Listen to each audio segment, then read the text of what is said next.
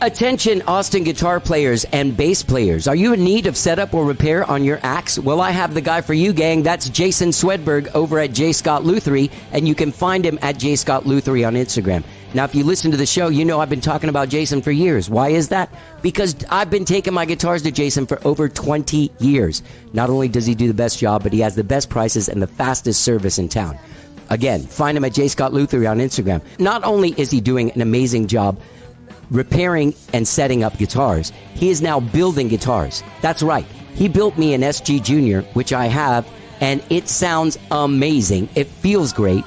It's the very first SG Junior he ever built. I've got a J. Scott Luthery SG Junior. You can go see him at J. Scott Luthery on Instagram. Get a guitar built. Get your guitars fixed. Get them set up. It's time, man. They've been hanging on the wall all through COVID. Now it's time to get them out, get them fixed, and get out there and play. J. Scott Luthery on Instagram. Let's get down. Hey, gang, do you find yourself listening to your music on one app and then listening to your podcast on another app?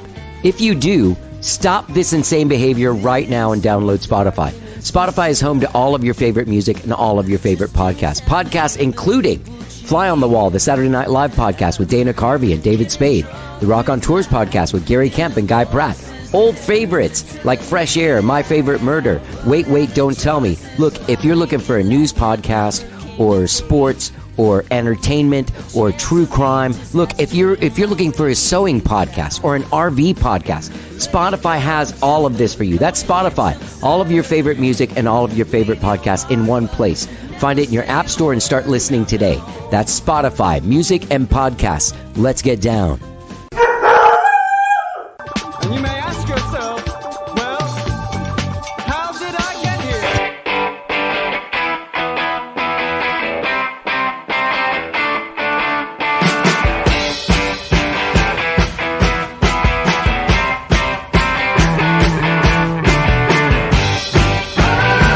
It's time for How Did I Get Here? And now here is your host,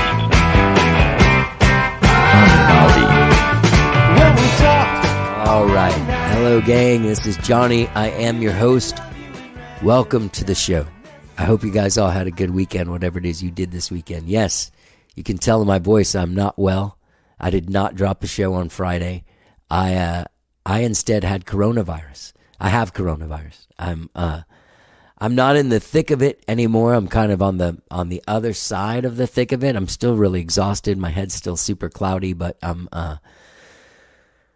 here, man. I made it. I made it through that part, whatever that means. I don't even know what I'm saying.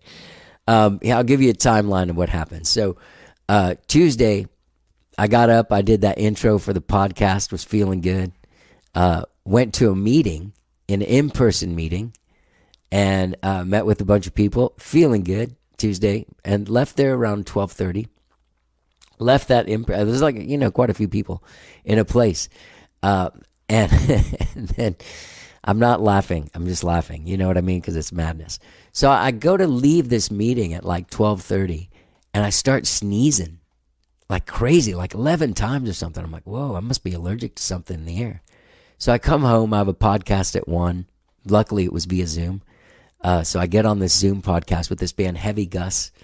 That includes members of the Lumineers and stuff. You'll hear the show. They're a really cool band, really cool conversation. Anyway, I finished that conversation. I get up from doing it, and I'm a little bit like a little dizzy and stuff. I'm like, wow, man, I feel really like whoa, like I don't feel very well. I think I'm going to take a little nap. So I took a nap for like 45 minutes.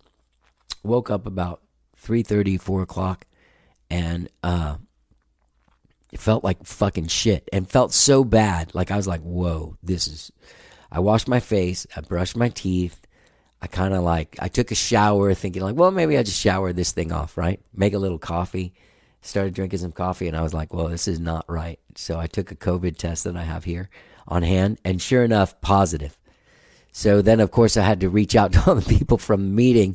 And I was like, hey, great seeing everyone today. It's great. But it just turns out that I have tested positive for coronavirus. So hopefully everyone's doing okay.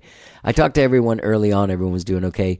I didn't know where I got it from. I was retracing my steps. It happened on that Friday night that I hosted The Lush Life event with my friend Kat, nope, no one there has the Rona. No one that I was hanging out with has Rona. So here's what I think, because I went to that thing Saturday, the Madam Radar record. I'm telling you, I'm so out of it. But I was there with my friend Jason. I talked to a lot of people, like 1 inch from the face, because it was pretty loud.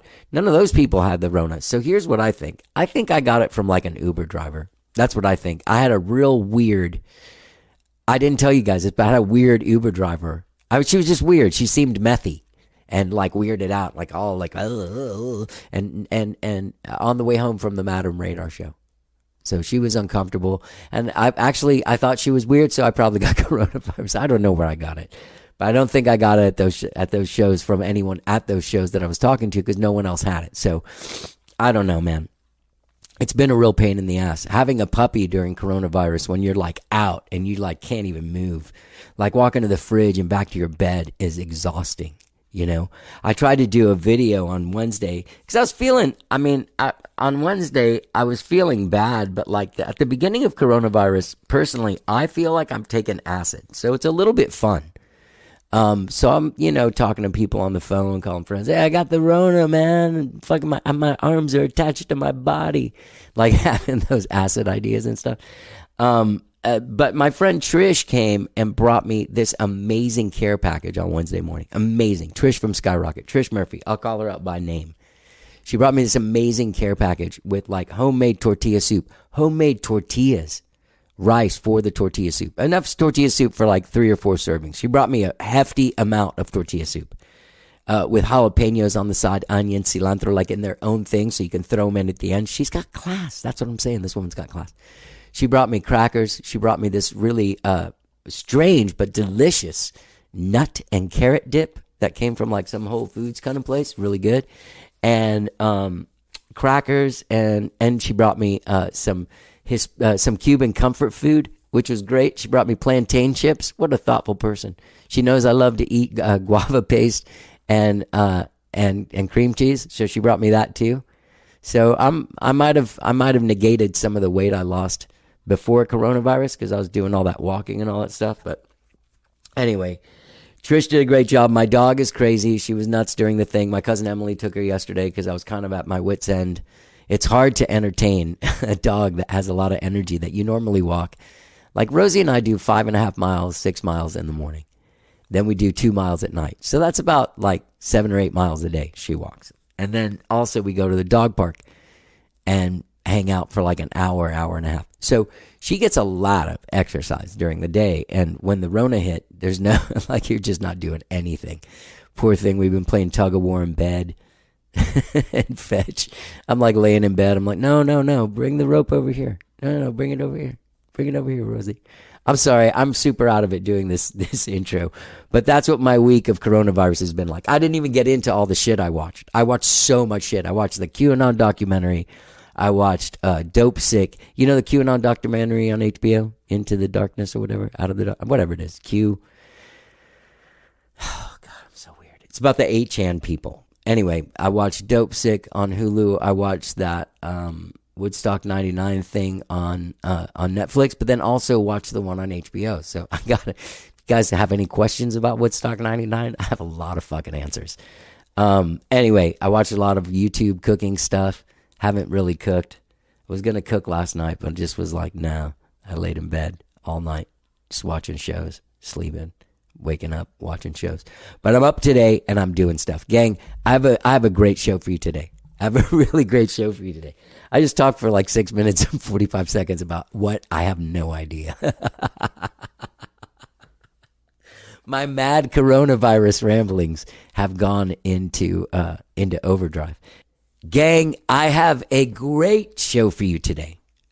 My friend, actor, musician, voice actor, screen actor, stage actor, all kinds of multi-instrumentalist, singer, Heath Allyn is my guest on the show today. This super, super, super ultra talented fellow. I met him, he was filling in for Chris Gebhardt in Skyrocket last year at some point. I can't remember when it was, but he showed up at rehearsal one day. There he was, this guy Heath. And we just kind of hit it off. And we did a few shows together. I can't remember how many shows we actually did together. It might have been 3 or 4. I do remember one of them was at a winery out in the hill country, which was nice and it was fun. But it looked like the set of one of those Viagra commercials or Cialis commercials that has the band of people in their 50s playing on a stage at a winery. Anyway, that's where I met him. Found out he's an incredible musician and a really funny guy. We talked a little bit from time to time. And then one night we ended up talking on the phone one night. He was online and we kind of were messaging back and forth on Facebook Messenger. I just called him. I was having some cocktails. We ended up talking for like 2 hours on the phone. I love talking to him. And it turns out that we both kind of like are people that are in touch with our emotions, and we deal with all the issues that people deal with. You know what I mean? So we ended up really connecting on that level, and he came over and we ended up having a 2-hour conversation. So we ended up talking for like 2 hours just about life. He's done so much wacky stuff, like musically. He was a singer on a cruise ship for like 6 months out of his life. His life was going bad. He ended up jumping on a cruise ship and joining one of these bands. But there's a lot that he learned from it. We talk all about that. We talk about all the things that he's learned in music. And also, he's never really taken off and tried to do the thing as an original musician. So that's a thing. Like I kind of came backwards and fell into this cover band scene. This dude is like, he plays in multiple different bands. Like I told you, the Changes, the Chicago tribute band, the nightclub. He has this band Yacht Z. He plays with all different kinds of people, fills in for people like he does in Skyrocket. He's also in the band for the new production of Hedwig and the Angry Inch. Hedwig and the Angry Inch at the Daugherty Arts Center. It starts this Thursday, August 11th, and runs through Saturday, August 27th. He's playing guitar in the stage band of that. Hedwig and the Angry Inch. It's like a rock and roll musical. Guys, I'm so out of it with this coronavirus. I'm sorry if I sound like a lunatic. You can get tickets at thestageaustin.com. That's Hedwig and the Angry Inch. He'll be playing guitar in the stage band in the band of that. The band isn't in a pit in Hedwig and the Angry Inch because they're in Hedwig's band. So he's on stage and he's doing the thing, and he's a very animated performer. I love Heath, man. I really get along with him, and we go deep on all this stuff. We both have feelings of body dysmorphia. We talk about problems that we have. Not that we have eating disorders, but the fact that we find comfort in food, and we know food that is bad for us makes us feel better in a way, but then makes us feel bad and shameful in another. And then you start gaining some weight, which I was dealing with. I have been dealing with over the last few months and trying to lose it. My grandmother told me I was fat a couple months ago. Yeah, my grandmother that I go to Houston and take care of all the time told me I was fat a few months ago. So I've lost a good. Last I checked, I had lost about 14 pounds. That was last week. I'm sure after I've been laying around and not really exercising, I haven't been eating terribly much, and I haven't been eating terribly. But I don't know. I don't know where my weight's at right now, and I don't even want to check it because I can't exercise. Anyway, see what I mean? You start kind of like you go into this sort of like spiral when you start talking about that stuff. Anyway, we have a really great conversation about that, about being people, about having anxiety, about being scared, about living life, about trying to make it through it. And I really, really like Heath a lot, and I really enjoyed my conversation with him. And all of this came from him. This is weird. He posted this thing that was like, all my friends that have podcasts, why won't you have me as a guest or something? I don't know. I never even saw it. But then he wrote me because he thought I might have been offended. So he wrote me a DM going like, hey man, I didn't mean that about you. I'm like, what are you even talking about? So he told me, and I was like, oh, you want to just be on my podcast? And he was like, no, that's not what I wasn't fishing to be on your podcast. And I was like, no, come on. I'd love to have you on. I'd love to have him on. He wrote this thing about body dysmorphia and how he feels about it on his website. You can find that at heathallyn.com. Did I even say that? Heathallyn.com. That's Allyn. Heath Allyn. I don't know if I've said enough stuff about him, but I really like Heath. He's a fucking super talented dude. Super nice dude. You can find him doing all kinds of stuff everywhere. Follow him on Instagram and on Facebook. He's a lot of fun. He does crazy music stuff. He really throws himself into that. And he's just an entertaining person to follow and a real person to talk to. So please enjoy me and Heath Allyn talking the real talk here on How Did I Get Here? Let's get down.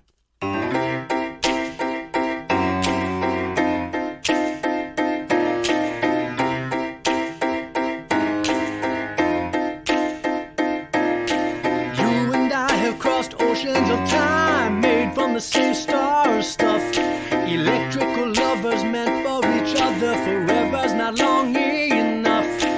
No words exist that do justice to this. I know because I've tried them all. Our kiss is a universe unto itself that makes this one seem so small. Yeah! Is Zelig like a thing that people reference? Oh, Forrest Gump would be more of a mainstream guy that was at a lot of places that you didn't realize he was there. That's true. Yeah, Zelig, that's kind of a deep cut. Also, people don't like Woody Allen. That's true. You never know who you can talk about anymore. I know, right? Yeah. Zelig, how dare you, sir? I went out with this girl that like was the only person I've ever met that doesn't make exception for Michael Jackson. Like in the whole cancellation world that we live in, because everybody does. Everyone's like, well, I mean, but the jams are so good. Like, I know he did really bad stuff, but like, he was also a little kid. You know what I mean? Like, we don't. He was like, a big kid. In Skyrocket, we don't do Billie Jean anymore, but we still do. Oh, baby, give me one more chance. Oh yeah, with the Jackson 5. Yeah, when he was a kid. Somehow that's okay. But it's one of those deals, I'm going to get myself in trouble. Because it's like, I don't really know, even though, like, do they know he did bad stuff? I know about the allegations, but it's Did like... you watch the HBO? You didn't watch the HBO I thing. don't remember if I did or not. You would definitely be like, yeah, he did. Oh, okay. Yeah. Well, there you go. Yeah, it's pretty weird. Because I don't know all It's the very details. I just knew that he calculated. was definitely a guy stuck in his childhood. Yes. So I kind of... It's not to say there aren't reasons. Right. And I'm not excusing I what wondered he if did. he just hung around kids because he thought he was a big kid, so he identified with kids. And she's like, oh, I'm like them. We're all kids. Or if there was actual, like, not good stuff going on. I'm just laughing because it's funny because, like, nobody knows if, like, the guy from Erasure's an asshole. You know what I mean? That's true, yeah. That guy could be, A lot of people get away with shit. Yeah. Dude, it's great to have you here. You do so much shit. When I was going through your thing, that, like, what is the name? Dude, that Peacemaker videos, I thought you had done a lot, but I hadn't even seen all that. The fucking 9 Inch Nails one is the one, though. That's like the, oh, wow, that's really fucking good. I was real happy with those. That was kind of a surprise. I was surprised how much those kind of took off. Because I'd seen the Suicide Squad movie, thought it was good. Yeah. I'd heard that show was really good. So I started watching it. I was like, oh, man, the show is great. Right. And then that song by Wigwam, Do You Want to Taste It, took off. Yeah. And, man, I don't even remember how I started. Oh, I think it just started with me being stupid like I usually am. And I walk around my house singing stupid songs all the time. And I just... Here's the thing, though. Yeah, I'm gonna say this because you're a really interesting cat. And when we started talking about you coming on the thing the other day, I was like, of course I want you to come on. Because you are really... I think you're literally... I don't know you very well, but what I know of you and like my vibrometer says that you are just a good dude. Like you're not out there trying to fuck with anyone or mess up anyone's shit. You're a good guy. The other thing is there's like this whole like consumer reports side to you, like on social media where you're like, yeah, I just got the new Lenovo. And I'm serious, I really like, and the thing is, it's like, it's really sincere and it's really helpful to people. You know what I mean? I am someone, I just love spreading stuff I love. Yeah. Like if I'm excited, I'm like, oh, I love this guitar. I love this toothbrush. I love this computer, whatever it is. I want you to know but this is a really cool toothbrush or whatever it is. But then you've done like 28 different versions of that. Do you want to taste it? Yeah, that all just started because I was literally just walking around my house being stupid, singing it very enunciated, going, do you really want to taste it? And I was like, oh, that's kind of funny. And that was like the first one I did. And then it just... And then I had friends who started commenting and be like, oh, do it like this. I was like, all right. And I'd do that. And then I'd start getting more comments. Oh, you do it in the style of Primus. I was like, all right, cool. And how long did it take to do each one of those things? Man? No, I work real crazy fast. Like you're a really fucking good musician. Thanks, like, man. I was watching this and I was like, wow.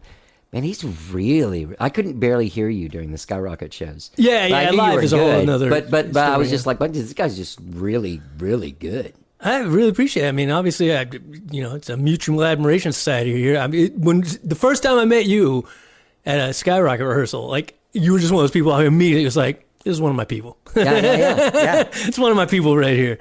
And, of course, then I feel a kinship that we're both multi-instrumentalists, and you. Yeah, but I'm not like as good as you. Well, but you still. I mean, dude, you were playing like what was the Genesis song? I was just like, what the fuck? He's playing No fucking- Reply. Yeah. On the doing the bass on No Reply. It's a great bass line. Yeah. I love that record, don't you? You know, it's Is funny. it Abacab? Yeah. I'm not Genesis. I only know them. I don't know their albums. You know, like I know songs. Oh. But like I knew the songs when they were on MTV and stuff. So Right, I right. can't place. Oh, that's off this album or whatever. Right. How old are you? I am 51. Okay, which is so a we're weird, about the same weird age. number to say because that don't feel right. You count that to me. I'm like that can't be right. There's no way I'm 51. No, Fuck that happens to me. I was just talking about this the other day, that I walk around feeling, however, the last time I felt like I wanted to feel. Yeah, like I totally. think like I'm that person, and I looked like whoever that guy was. Yeah, I've been stuck. I've always said that I feel like I've been, like mid 20s from the age of 12 till now. When I was like 12, I was like 25, and Yeah. now I'm still like 25, even though I'm 51. Yeah, but then you get in front of it, you walk by a mirror, and you're like, ah! A different. Like, what happened? Or I walk up the stairs and you hear those knees going. You're like, what is that? I'm going pretty on good in on my that knee? on that level. That's good. I have a shoulder muscle thing that is a recurring event for the last like 12 years. As long as I keep stretching it, but then that's one of those things. Like, if it doesn't hurt, then why are you going to be stretching it all? the You're time? right. You don't think about it. That's the thing.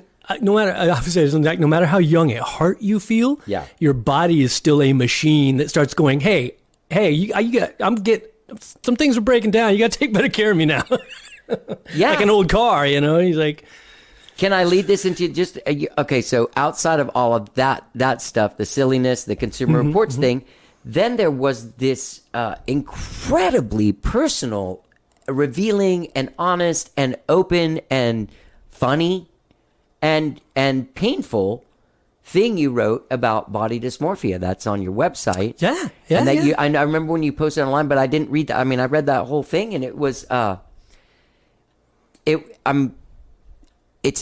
it's interesting. What drove you to sit down and write that? Do you feel like somebody else is going through this too? Like, Absolutely. where are my people that hate their bodies? I am someone who, for better or for worse, in my opinion, better, I live very transparently. Like, I put it all out there. do. I have You no really do. filters. I'm Yeah. an open book.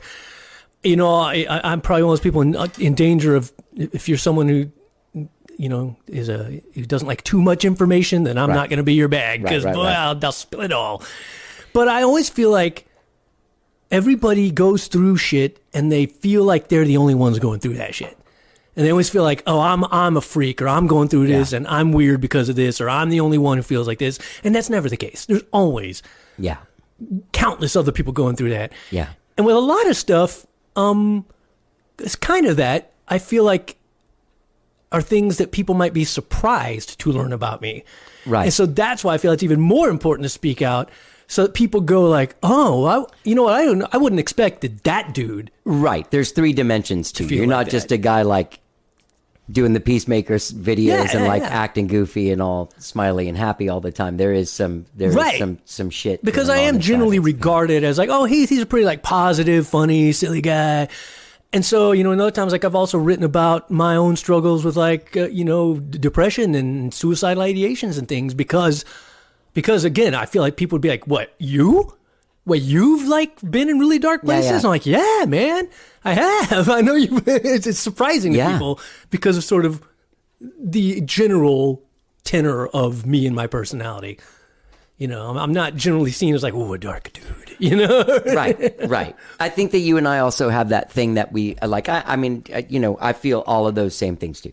Yeah. Like, I'm not a fan of my body. I've been working really hard to kind of drop some pounds because every time I wake up the day after a fucking Skyrocket show and I see this dude, I'm like, oh man, I don't want to be a guy that used to be Johnny Gowdy. You know what I mean? yeah. Yeah, I used to be Johnny Gowdy, man. Now I'm this guy. Well, those guys a little like more they relaxed. See a I'm wearing picture, shorts. yeah, they see a current picture and like, oh, what happened to him? You don't want to be, because I know because I'm sensitive to that. I feel guilty when my mind has those thoughts. Like if Yeah. I see a picture of a celebrity, Yeah. I'm like, oh, ooh, what happened to them? They let themselves go. I'm like, okay, oh, that's mean, Yeah. man. They're humans, all of my hatred physically for myself is deeply is all taught to me by these women I was raised by. Oh, yeah? Would cry if they gained weight and like, I'm not going to this thing. I gained 3 pounds 2 weeks ago. I don't know what to do. But they're also fucking cruel about it, because I'll tell you, a couple months ago, it's not just the videos. My grandma, and she's been going like up and down through stuff. She was going through like, she's 99. She's going through a rough time. I've been in Houston like so much for the last couple months that my electric bill for May was $10. Oh, wow. So I've been there a lot. I'm going there on Monday morning again for the week. But so anyway, I'm standing there like a month and a half ago. My grandma was getting her shit back together, right? But she's still 99. And I'm standing there like I just made her breakfast. I'm setting it up for her, and she goes, in Spanish, she basically was like, "Man, you're becoming like a fat belly guy. Oh, wow. You should do something about that, because people have to like pay money to see you play." I'm like, what the fuck? Yeah, what dude. the fuck kind of people was I raised by? And that ties so perfectly in what I wrote, because, like, again, like, I look at you, and to me, you look like a pretty, like, trim dude in my eyes. And that's where, like, there was I a look point, like Tweedledee when I to myself. You know what I mean? I do but know. That's the thing, is like you're you seeing don't a see thing. it Yeah. accurately. And I've been there because, you know, I grew up like rail skinny, like till I was 8. Yeah. I was one who was like a 30-inch waist until I was like 18 years old. And then, you know, a couple things happen. 1, your metabolism slows down. 2, you get a car, you're not walking around as much. 3, you got your own money now, so you can go to Wendy's every meal if you want. Yeah. And there was a point, it's so weird, because when I think about my history, I didn't see it happening. It wasn't like, oh, I'm gaining weight, I'm getting fat or whatever. It's just like one day I was buying new pants. I was like, when the fuck did I start wearing 40-inch pants? Yeah. And then I went through a whole, you know, trying to learn how to eat. And of course, there was the phase, you know, nutrition stuff goes through phases. I remember the big phase when fat was bad. Everything was low fat. You don't eat fat. And That's the other thing, is those things change. Yeah, totally. But you know what never changes? Just eating clean and healthy. And not a lot. And that's what finally, I used to be married, and it was somewhere around 2005, I think. I read the South Beach Diet, which I hate, because it still sounds like it's packaged into you know, it's still packaged into sort of it's a diet thing, but it's not really. All it is here's how your body processes stuff you put into it. Right. And this is why you should generally eat this kind of stuff and not this kind of stuff. So it was just like science. It was the first thing that made sense to me. It wasn't a fad like, do this and lose weight. It was like, no. Just eat bacon for a month. Yeah. And I did. I got down to the best I've ever been. I got down to what's a great weight for me. And there's a point after my divorce where I was doing hot yoga 5 times a week. And this is where the delusion comes into it. Because even at that point, I still remember feeling like, I'm in a good place. My body moves right. It feels right. But like, you know, I'm still a little flabby. Yeah. It was funny. And like now I look back at the photos from that period and I'm like, that is not what I saw when I looked in the mirror. Yeah. I would love to look like that again. And that's such a mind fuck, because you're like, how did I look at that photo now and that's what I look like. That's not what I saw with my own eyes. Yeah. It's weird. It's messed up. But it's societal, especially for people like us in the entertainment industry. I think it's worse. Because you're saying a lot of it, you know, at least you can pin it down to, you know, certain influential figures in your life, which I'm sure they had their own psychological upbringing and issues that caused them to have those views. Oh, totally. And for me, I can't pin it like, you know, definitely my mom was never like that or anything. And so the only thing I can pin it, I don't know. The only thing I pin it on is just society, I guess, you know, because in the business we're in, you know, celebrities are supposed to be trim and fucking hot and ripped.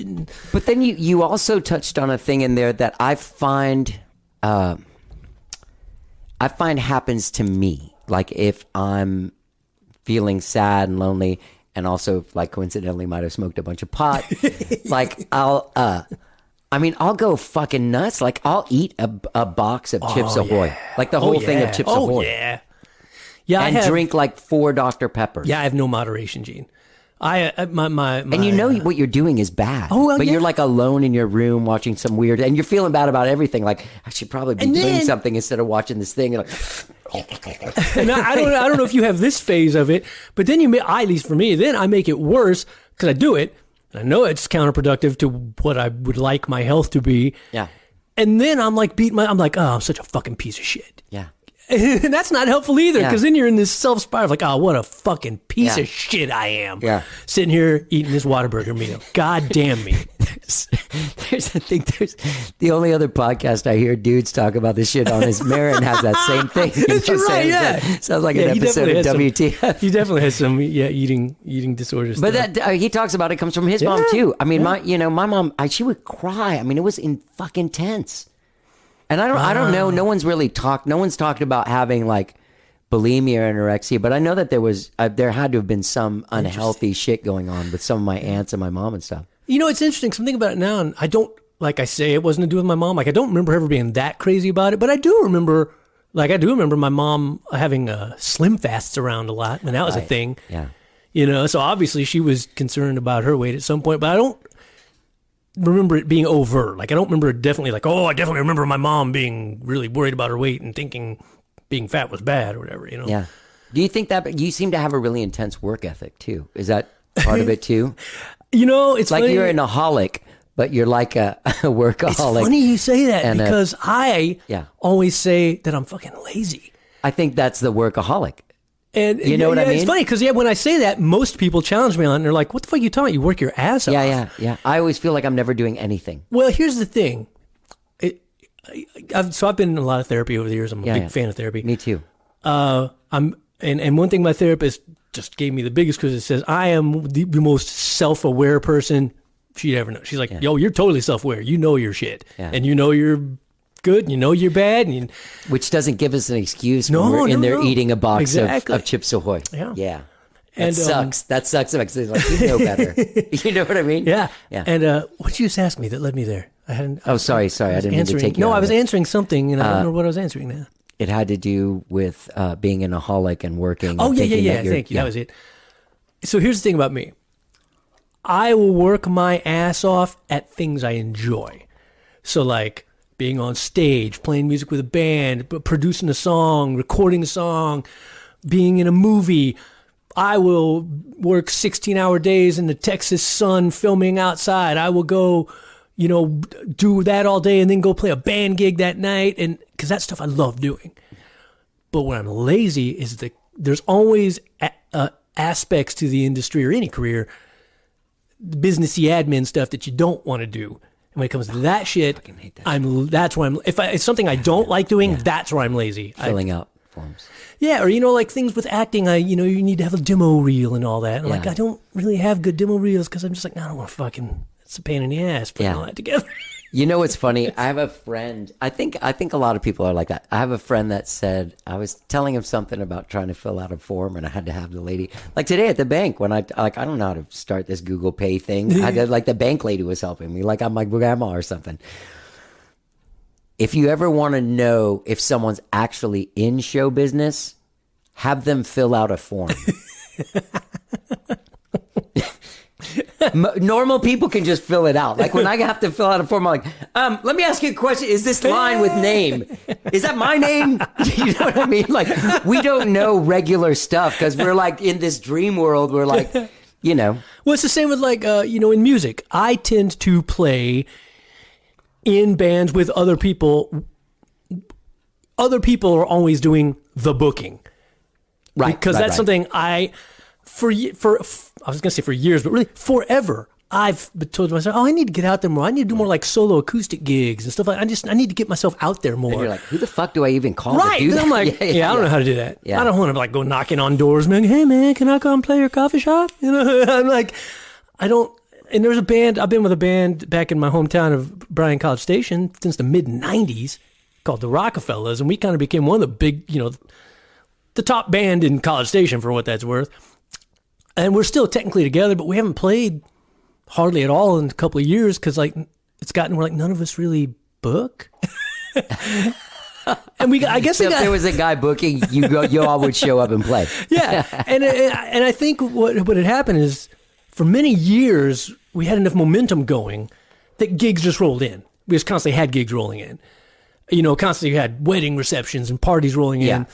Then around when the economy collapsed in like 2008, all the private gigs dried up, and we Then we started playing this place called Lakeside Ice House in Bryan.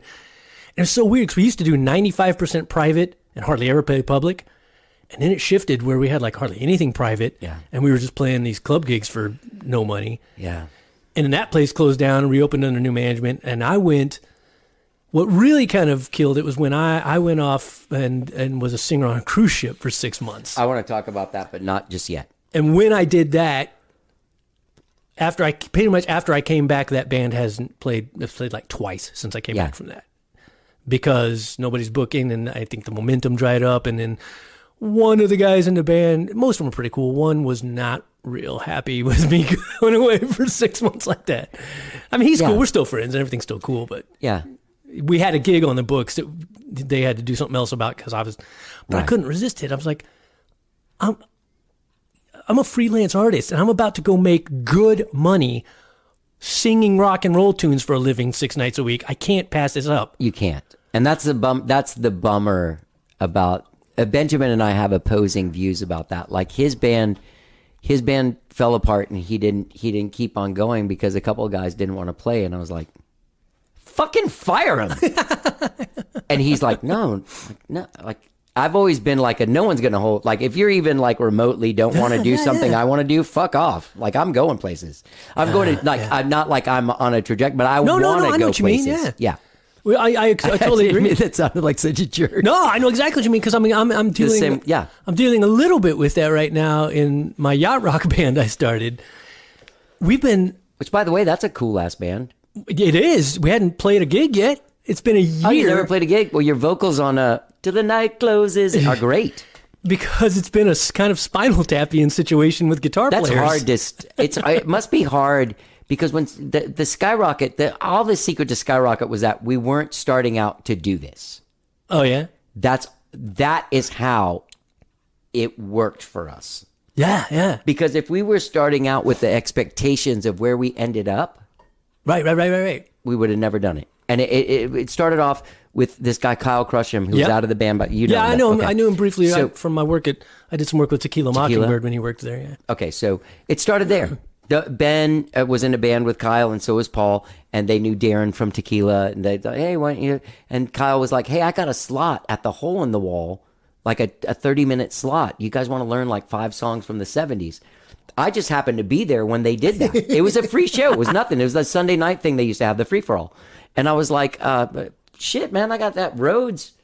All the songs you're playing are from the 70s. They all have Rhodes. Can I do it too? It just seems fun. Yeah. I never wanted to be in a cover band. I mean, I have that hanging on my wall all the time since before I was even in that band.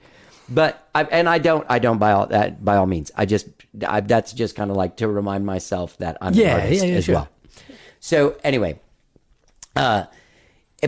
we just would play these gigs. Then we played another gig at the Hole in the Wall, and some lady showed up that Kyle knew that worked at Wendy's in the corporate offices, and she was in charge of hiring the entertainment for their Christmas party, and was like, hey, you guys want to make $5,000? And we were like, what? Shit, yeah. And then Darren was like, oh, we can learn a lot more songs. We can do female songs if we get Trish in the band. Yeah. Get her.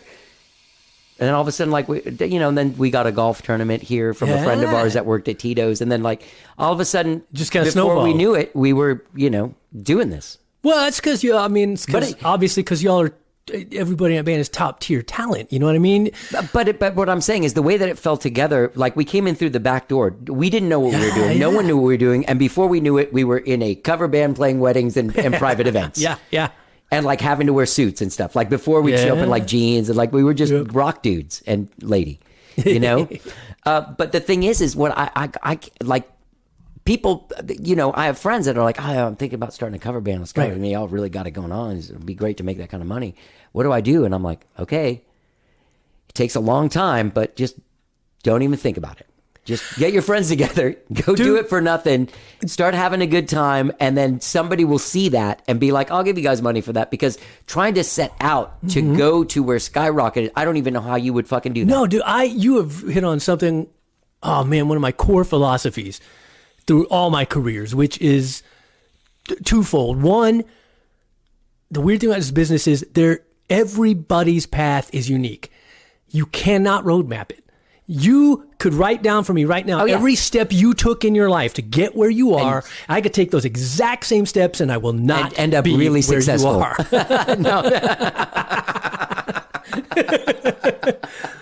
But the other part of that that's always been most important for me is that money has never been the focus for me, ever.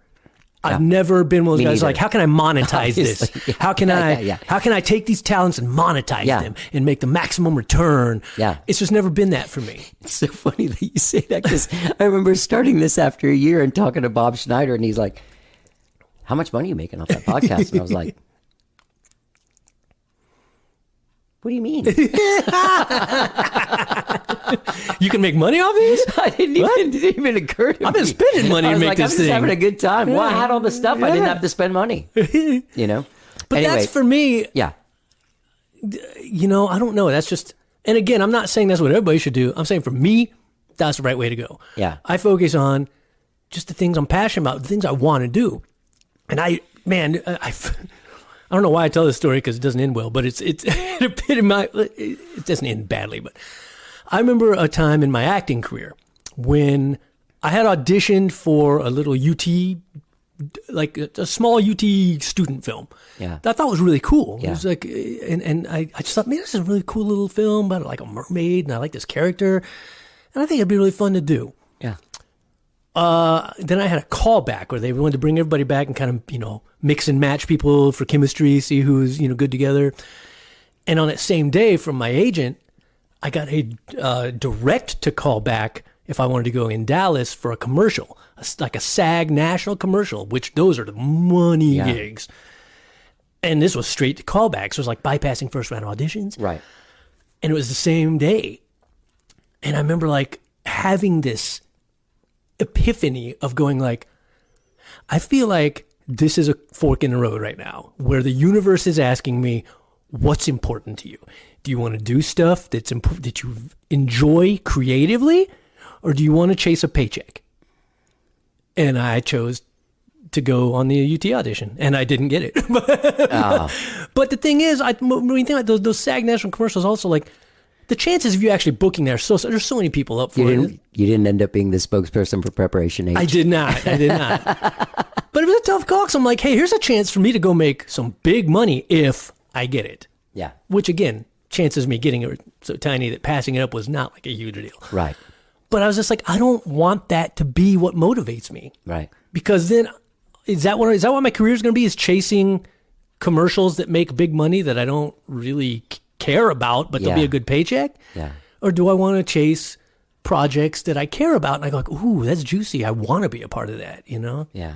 And I just think I may end up, here I am, 51 years old, renting a room in a friend's house and, scraping by, not scraping by, but, Dude, I'm in the same, I'm a hand to mouth. Our lives are just like, there's no safety net thing. We don't have a paid vacation I don't have a savings. coming up. I have no savings. Oh, no, we have a paid vacation. Well, yeah. No musician has savings after the last couple of years. But I do have a lot of guitars. Yeah. Yeah. And a lot of credit card debt. Yeah. But dude. I try so hard to live with gratitude and to pull out and really, I feel like human nature is to focus on negativity. Like, you can have 9 things go your way. Yes. And that one thing that doesn't go your way, that's the thing you're going to think about all week long, is that one fucking thing that didn't go your way. And you're like, why? Why didn't that go my way? Yeah. Fuck, man. Yeah. And so I try to really reframe that. And I find one of the helpful things when I think about like a younger me. Yeah. Like I think about 12, 16-year-old Heath, even 18-year-old Heath. Right. And I'm like, if he saw the life I'm living right now, that dude would be like, you have fucking made it, man. Yeah. You don't work a crap job you don't care about for a check. You make a living, even if it's a meager living, from music and acting, and have free time to do whatever you want, to just play guitar all day long and rehearse songs, And I'm like, my life is great when I really, look at it from a better perspective. It's not focused on what it's lacking or the things I haven't done or how I'm not as far as I'd like to be in this or whatever, Yeah. Yeah, I had all that stuff when I was growing up. I was really fortunate because my mom was friends with like musicians. Do you know Mark Hallman? He owns the Congress House. He's don't like know. a producer guy here in town. But he toured like playing guitar with Dan Fogelberg. He produced a nice. couple Carole King records and toured with her. He had a cover band. He had all this stuff.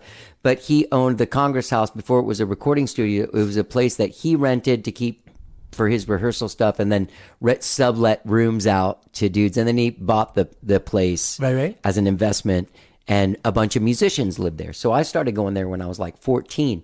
So you saw guys like waking up and talking about the gig the night before, and like smoking cigarettes, just like that dude, like real musician guys, but not like Bono, but like a guy, Steve, that played at a frat party last night. You know what I mean? Working musicians. Working musicians. And so I always had, like, I reached for the brass ring, tried to get into the Bono shoes, but I always knew, like, well, you can be a guy that plays in a band, which is, I'd rather be that than like CEO of something I don't care about. I can't even name a company. The last job I had was in the video game industry as the QA, a quality assurance analyst. It was a great company. Where at? The last day job I had was with a company called King's Isle Games. Okay. And I know Acclaim was here, and I had a lot of friends that did stuff with them. Right? Oh no, yeah, and I never worked with them, but and it was a great job. It was a great company. But the thing with me is, like, even the best jobs I've had, when they weren't. I've also had the typical soul crushing working customer support jobs where every day I did it, I felt like a tiny piece of my soul died. Yeah. But even when I had a good job, Yeah. there was a tiny part of me that was like, it's still a prison. It's just a really comfortable prison. Yeah. I always called it my padded prison. It's very luxurious. Yeah.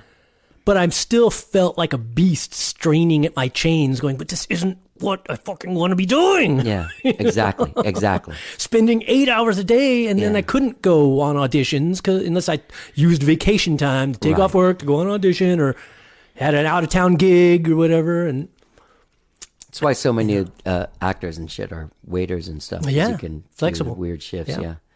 Are you good at auditions? Because I'm terrible, man. I think I am. I am one of the. Well, There's I a don't know if video it's that rare. you made of auditioning. Oh, that's true. Yeah, little short film. Yeah. Yeah. I'm one of the weird people who I enjoy auditions. Yeah. Because I don't remember where I heard this. No, I do remember. There was many years ago, a bunch of the casting directors in town did a Q&A. And they kind of stressed that, like, don't look at an audition like walking into a room full of judges who are sitting there with their arms crossed, like, all right, perform, monkey, we will judge you now.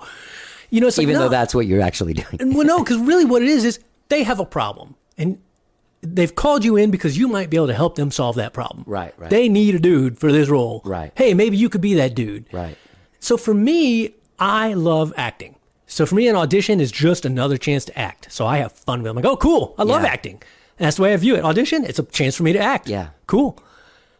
So yeah, I have no problems with it. I know a lot of people, and this is absolutely true, with a lot of people say that auditioning and acting are completely separate things, and they are. They are. They are, because you can be a great actor. I can't do either one. And suck at auditions. Yeah, or you yeah, can be a great auditioner Suck and at then acting. suck once you get Yeah, on set. Yeah. But yeah, I'm real lucky in that I enjoy auditions. Right. And I learned, for better or for worse, and this is something you'll hear lots of casting directors say, is bring you to it. Right. Make your own choices. Don't try to get in Yeah. their heads and go Yeah. like, okay, what do I think they want? I think they probably want like a Will Ferrell type, so I'll try Right. to be a Will Ferrell type. Yeah. No. They're looking, yeah. Will Ferrell's going to bring the Will Ferrell. You bring, if you do it as Johnny Goudie, Right. I can't do it like Johnny Goudie. Right. You can't do it like Heath Allyn. Right. So your best bet is to do it your way. And then, of course, the hard part of that is then letting go, because it's real easy if you don't get it, then to beat yourself up. Like, fuck, I did it wrong. Why? Yeah.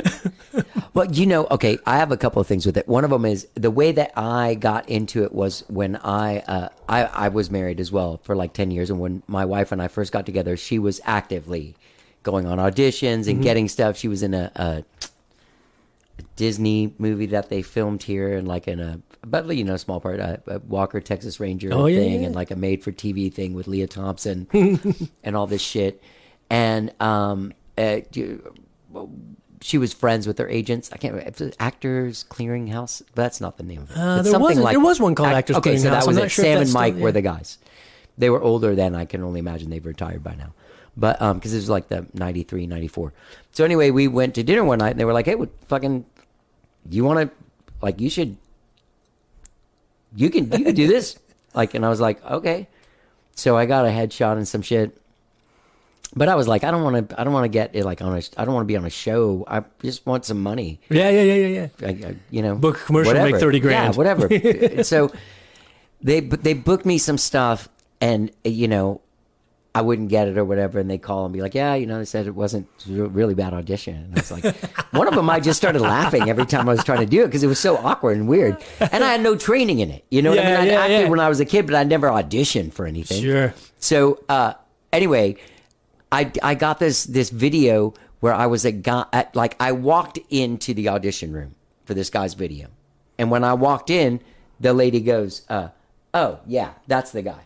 Yep, that's how it works. And so I'm talking to this lady a couple days later on the set of this video. They were like, we just want you to just show up dressed exactly like everything. Yeah. Don't comb your hair. Just this guy is who's there. Wear that wallet with the chain on it. It was so important because they called me like 3 times, like wardrobe did.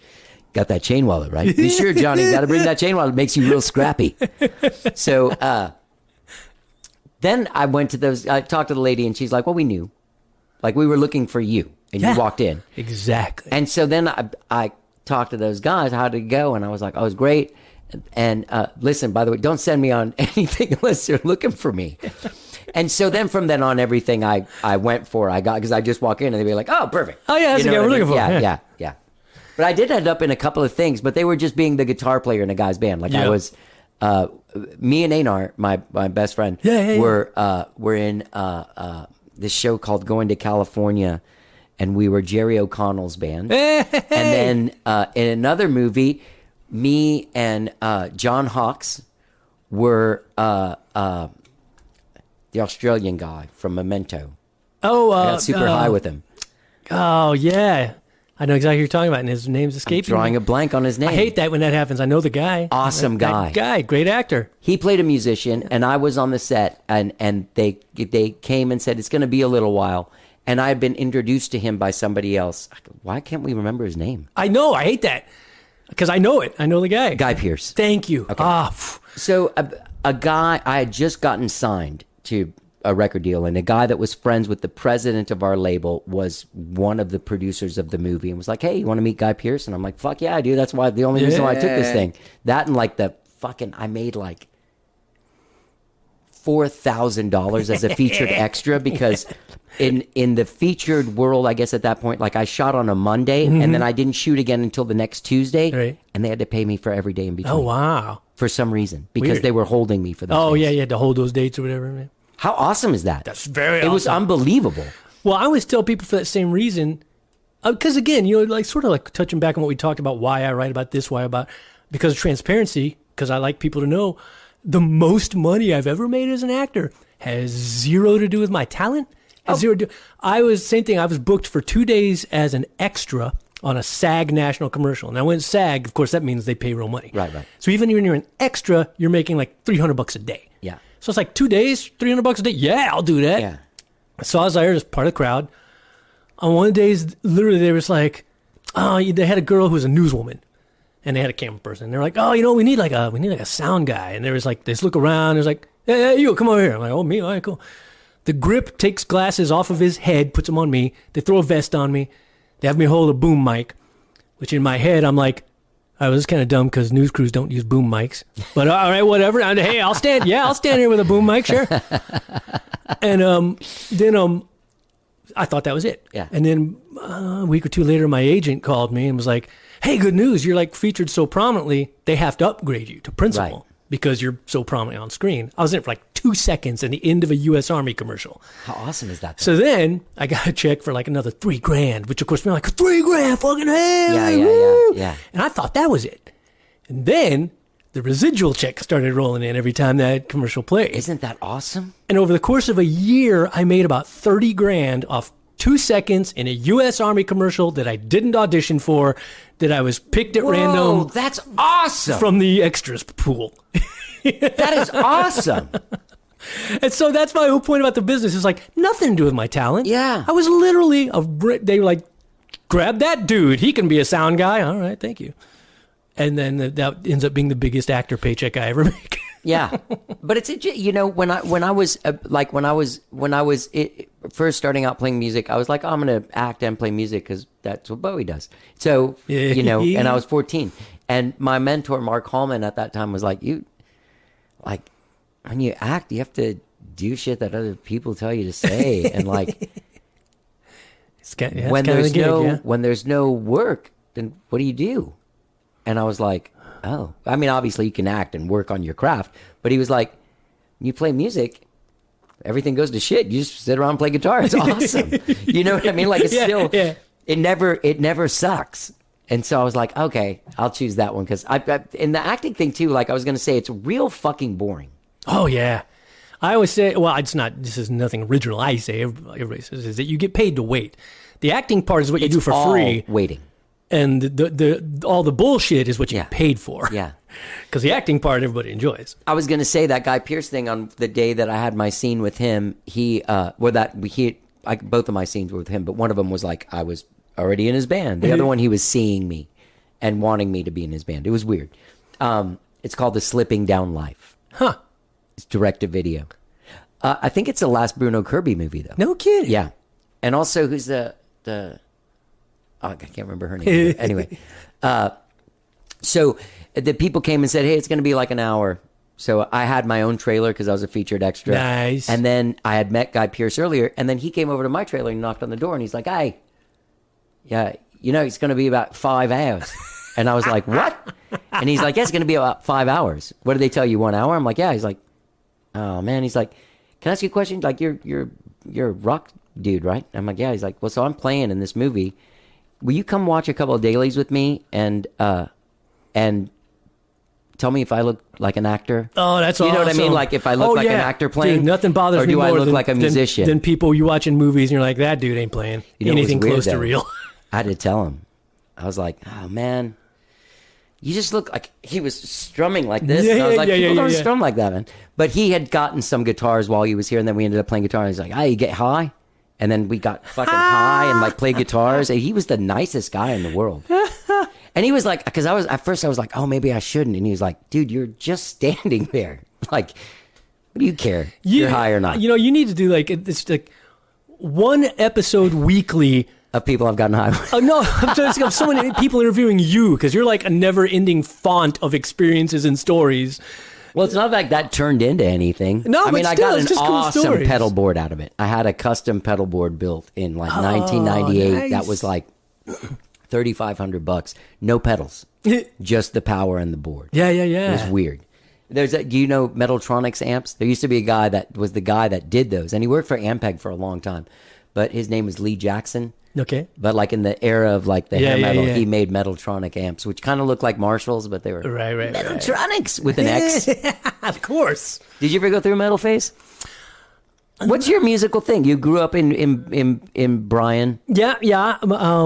My mom was a huge Beatles fan. Okay. So the Beatles are by far the most core component of my DNA. Right. I think that's kind of the thing to be in Skyrocket. Oh yeah. I think that's kind of the thing. Yeah, it does. I think it's where me and Darren, have bonded a lot over that. We did that cover together. That was a lot of fun. I've burnt out on it. I do. I don't reach for them. Really interesting. It sounds terrible, but I just don't. Like sometimes I get do. it. I mean, but I go through phases sometimes, but they're kind of a constant. I don't. I don't listen to them still like on a regular basis, but they're still definitely something I can always listen to. Yeah. And I've never really got sick of them or been like, nah, got done with them. And it's not that. It's so ingrained in me. It's so ingrained. Yeah, it's like trying to pour more water in a filled cup. You know what I mean? Like how much more? I mean, the stuff comes out. Like I watched the fuck out of Get Back, and I watched it three times. Yeah. But it was something new. You know what I mean? Yeah. Yeah. But then we grew up from about age 5. my mom and I had moved back into the house with her mom and her youngest brother, my Uncle Jim, who's not with us anymore, but he was kind of like an older brother because he was only like 4 years older than me, I think. I have an Uncle Jack is 4 years older than me. Yeah. And so my mom was into music as well. She sung, and she would used to go like sing in like Ramada Inn bistros with a piano player and stuff. Yeah. But then my Uncle Jim, because we were closer in age, like he was a much bigger influence on me because then we were around a lot more, and he'd be in the living room throwing on, Billy Joel records, and his friends would bring over the new Boston album. Yeah. And he was a multi-instrumentalist, great on everything, amazing on piano and guitar, and he was, a lot like me, and he could just kind of pick up anything if he wanted to. Yeah. And he's the one who taught me my first guitar chords. I remember it was like, somewhere around age 12, I was like, hey man, show me how to work. He showed me a couple chords, and I was off to the races. From then on, it was putting on records and teaching myself. And we had a piano in the house as well, so I taught myself piano as well. This is how it all started, was just me teaching myself mostly, getting the foundations from Uncle Jim and then putting on records and using my ears. Trying to figure it out. That's amazing, man. What, did you guys have MTV in Bryan? Yeah. What was getting your... I remember whenever I had days off, I guess like if it was like... Yeah, you watch the whole fucking all day. Yeah, well, like mom would be at work, and I would get her those little handheld tape recorders that, where you press record and play at the same time. Totally. Put it up to the TV speaker, and I made my own mixtapes recording off the TV speaker. Yeah. And you're always like, you'd get, like, if there was a specific song I wanted to get, you'd like get that tape recorder ready just in case. You'd go quick, press record, because you're hoping, you didn't want to miss the first couple seconds of the song. Right. So sometimes you'd start, and it wasn't the song you wanted, you'd stop and rewind it. Yeah. But so there was a lot of that. Off the radio as well. I used to do that with the radio and like have the radio on and keep it on pause. Yeah. And I specifically remember this because I had this tape the first tape I had that had "I Love Rock and Roll" on it. Instead of going, it went. Because I didn't get there in time to get the full drum fill. Is that how you learned it? Did you play it like that for years? No, maybe I knew that was there, but I just remember it would go down it. The Johnny Gowdy radio edit. Do you remember the first song you ever learned by ear? Sorry, Rosie.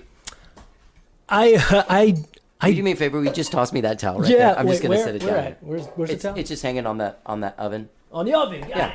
Towel. Sorry, buddy. So I was so excited and spastic. This is an awesome conversation outside when I exploded my house. Shit happens. Yeah, dude. Hey, Rosie, you want some ice cubes? Want some free ice? She loves ice cubes. Go help Daddy, Rosie. Come here, Rosie. Come on. Yeah, ice. All right. I gotta remember to try and take this out. Maybe I'll leave it in there just for the adventure of the whole thing. Guys, right now I'm just wiping up. He spilled some water on the floor. It's all good. God, it actually wasn't that bad. It wasn't that bad. Did not get on any of his musical equipment or electronics. Or anything. So even though I keep all my drinks on my organ. I did notice that, and I mean, I'm very unorthodox. No, I think that's good. I'm not someone who's precious with my shit. Me neither. I'm like, equipment is to be used, and if I want to put a drink on my organ, I'm gonna do that. So we're talking about MTV. Yes, I do not remember the first song I learned by ear. I don't remember that, but I do. The kind of similar memory to that I've talked about a lot is that. I don't remember the first song, but I do remember like one of the first milestone accomplishments in my mind. Anyway, I had this old cheap electric. I don't even think it had a name. I don't think it had a brand on it. A buddy of mine, my friend Chris Pruitt, who our moms were friends before we were born, so we were born like best friends. He had a friend named Craig Henderson who had this no-name guitar and a little Echo bass. You ever seen those? They're Hofner knockoffs. They look just like a Hofner, but it's an Echo EKO. Yeah. He had those, and we bought them off him. He sold them to us like super cheap. So my first guitar is a little no-name Sunburst, kind of, I'm trying to remember, sort of jazz mastery looking, but I think it had two humbuckers. So long ago, I can't remember. Anyway, but I remember my first big accomplishment as a guitar player where I'm like, I have done something. is I learned all of Sultans of Swing start to finish. Whoa, Jesus! And that's when I was like, yeah, How old I are have you? done something great. Like, you mean like the solo? Yeah. Fuck, dude. How old are you? How old was I then? Yeah. I don't remember where that was in my trajectory, Pretty weird. but it was still, it was early on. It was, Mine was like, should I stay or should I go? maybe in my mid-teens. I don't remember when that would have been. Yeah, mine was literally, should I stay or should That was the first song I learned by ear. It's not hard to learn a 1-4-5. I mean, obviously that wasn't the first thing I learned, but it was early Yeah. on. But it was like one of the first big real accomplishments where I was like, I'm getting somewhere with this. Yeah. And yeah. Did you have bands? I started, I think my first band was when I was 16. Okay. And I joined up with some older folks, who I'd done some theater with. I met them doing theater. And there was a couple named Dave and Liz Westerman. Dave, sadly, no longer with us. They got divorced as well. She played keyboards, he played bass. They both sang. And a real good friend of mine named Gary Tatum, who I didn't teach guitar, but he came to me he was like, hey, I'm thinking about buying like an electric. I said, what should I get? And I took him to the local guitar shop, and he ended up buying like a Strat and a little Gorilla amp.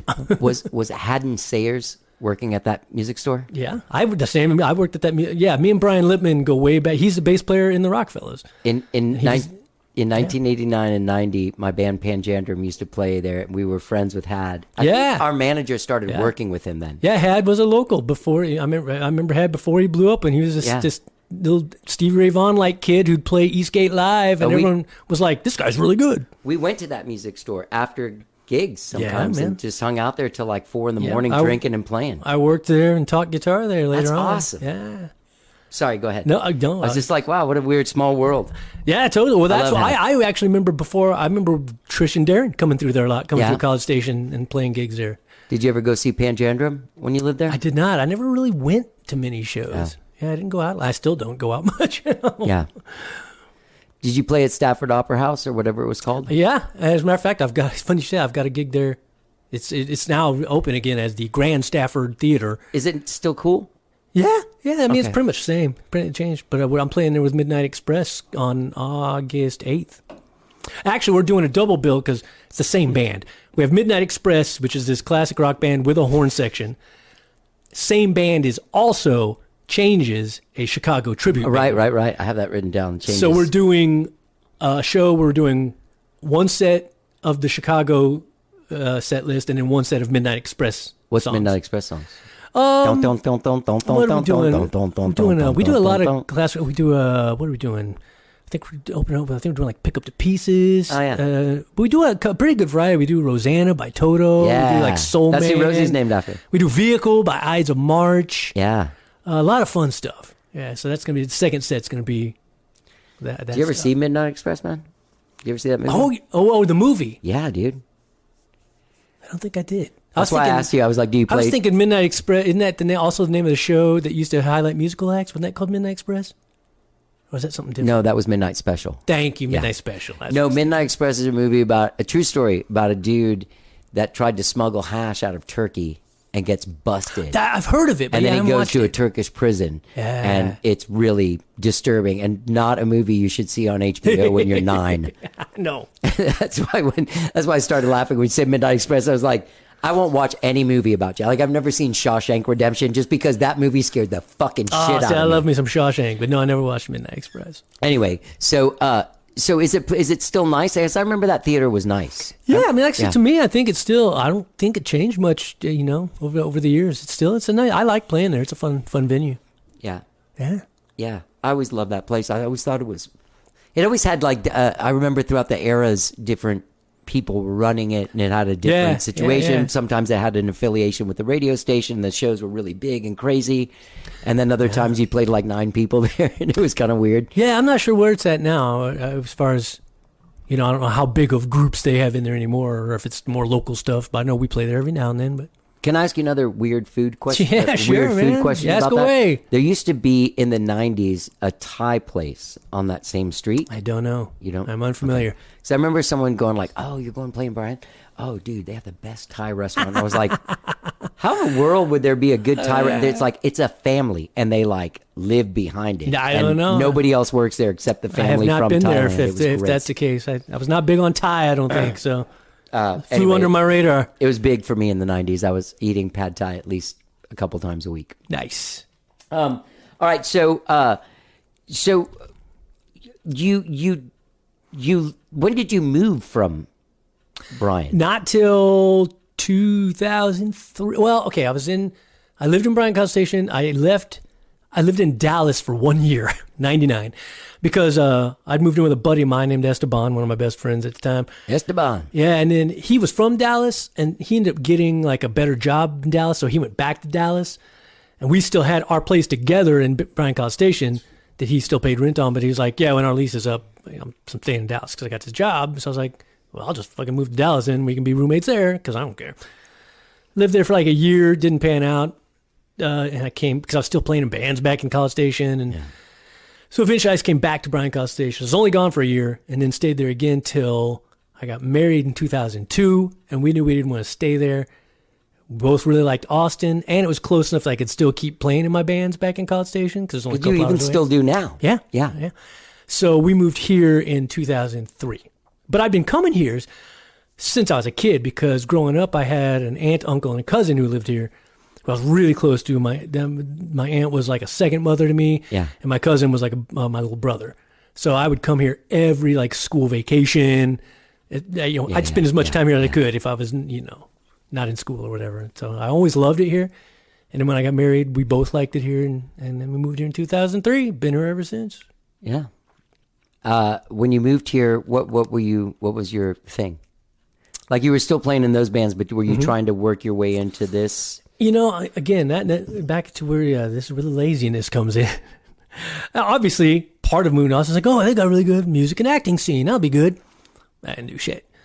I immediately got a job in lottery machine tech support, which was one of the jobs that sucked a bit of my soul every day I worked it. Yeah. Especially because my clients were the New York lottery. Oh, wow. And I didn't notice. But, here in Texas, lottery is like, it's a casual thing. You go to the store, you get a drink, and you're like, oh, give me a ticket, too. Not in New York. Yeah, no, New York, it is serious fucking shit, man. Yeah. And if a lottery machine is down, it's like fucking DEFCON 1, man. We got to get this sign up. And inevitably, 9 times out of 10, the problem was with Verizon. But they very intelligently had this whole system set up where you can't call Verizon. You have to call us for tech support. Got to call Heath And then all Allyn. we can tell you is, Verizon's line is down. And you're like, well, when will it be back up? Yeah, we have no idea. And that was 90% of my job, So anyway, horrible job. Then my wife at the time got a retail job. So I quit my soul-sucking job. Then we both ended up getting jobs at a video game company here where eventually I was part of just a big layoff. And that was when I went full-time, like, let's try to do this acting music thing full-time. And I was still married, so that helped because you still had one breadwinner in the house. Yeah. And then when we got divorced, by that time I'd established enough footing that I could keep it going. It was, dicey at times, but it got so dicey that's when I got another office job at Kings Isle that I previously mentioned. And that was in 2011 or 12, and I only worked there for like a year or two. So you didn't, like when you moved here to get, like you didn't, I was always like a start a band guy. Like, how there's ways that you get into this and like you either join a band or you start a band. And I was always like all right, guys, this is what we're doing kind of guy. I wanted to be that guy, but I never have been that guy until my new yacht rock band I started. But that was kind of a cheat because then I just pulled in all the people I've worked with a bunch before. I'm like, I like working with you four. Come be in my band. Who's the bass player of that band? The bass player is a guy named David Houston, who is the guy I call him my musical pimp because he pimps you out. He is responsible for almost. So is Chris Gebhard. Is what? Wasn't he the one that brought you into the Skyrocket loop? Well, what was weird about that is him and Darren both contacted me separately. Oh, wow. And I thought they must have spoken, but I don't think they had, because like Darren contacted me first. Okay. And I was like, oh yeah, I'm free that date or whatever. And then Chris contacted me separately and was like, hey, are you free on this date? And I was like, did did Darren not tell you he's already contacted me? But anyway, so I was kind of, both of them came at me from different angles. But so this guy, David Houston, I met doing short film, is where we met. Okay. Then he was starting a band called Scottish Thunder. And he made a Facebook post that was like a bit venting, where he's like, oh man, are there any like decent guitar players out there who are like, good and like reliable and communicative and like easy to get along with? And I was just kind of like, hey, I mean, I think I fulfill those requirements. And he's like, oh, great. And I learned the entire set list in 2 days, and then played my first gig with him. And then and then from there, he would start another band and bring me into it. And then it's just, he's got a lot of connections in the music industry. And then that's kind of why I call him my musical friend, because it's like my connection with him is sort of what led to all the other stuff, all these other projects. Yeah. And even indirectly to skyrocket a little bit, because there was a band in town called Soundtrack that was kind of a hired gun band. Like they've had a few like steady members over the years, but they had a lot of like, who's available for this gig from the pool? Yeah. And they called Dave. They needed a bass player, and they're like, hey, do you know any guitar players? And he's like, yes, I do. And he gave them my name. There's another situation where we had 3 hours to learn the set list before the gig that night. Jesus. And that gig, Chris Gebhardt was on keys. Okay. And that was the first place I met Chris. And then from there, we like became Facebook friends. And that's where, the pandemic really served me well in some ways, because during the pandemic, I wasn't playing, I wasn't acting, and I was bored. I wanted to do stuff. So that's when I started putting out a lot more like videos and things, and just videos of me playing or playing this solo, playing this song, whatever. Yeah. And both Darren and Chris had seen a lot of those videos. And even though they both knew me, Chris had only played with me like once. Right. He's like, oh, fuck, this guy's really good. Darren had never really played with me. But then they started seeing all these videos and going like, oh, actually, I think this dude seems like he knows his shit. He seems pretty good. And so that's how they both sort of became aware of like, hey, this might be a dude. Right. We might want to bring in, when necessary. Right. But yeah, it all stems from my buddy David Houston, who's I always joke about him being the hardest working man in Austin, because he's the one who's using a billion. He also plays like drums. To me, I met him primarily as a bass player, but then later on, he sort of, he's always played other stuff, but he really got into playing some guitar, and then he really picked up drums again. He started off as a drummer before I knew him, but hadn't played drums in years, but picked it back up. And in fact, I'm playing a gig tonight with him on drums in a band called The Nightclub. Tonight, as we're recording this. Is that the band that Chris is in? Yes. Okay. Well, she's also in Yahtzee, the yacht rock band. Oh, okay. Yeah, but Chris will be there tonight as well. There was a video I saw. Was that her place where you guys were rehearsing? Yeah, that's her place. Okay, Yeah, I've rehearsed there with Darren before. Yeah, they for got that little something. practice space out with back her. behind I the played house. with her. I didn't know that. I did. I played with her. She plays with a guy I used to be in a band with, and they needed a drummer, and Darren was doing it, and then his sister passed away. Oh, and they had a gig and didn't want to lose it. It was one of those long center movie gigs. You know what I'm talking about? Where Oh, you do, yeah, like yeah, the yeah, soundtrack of the movie before Yeah. it plays.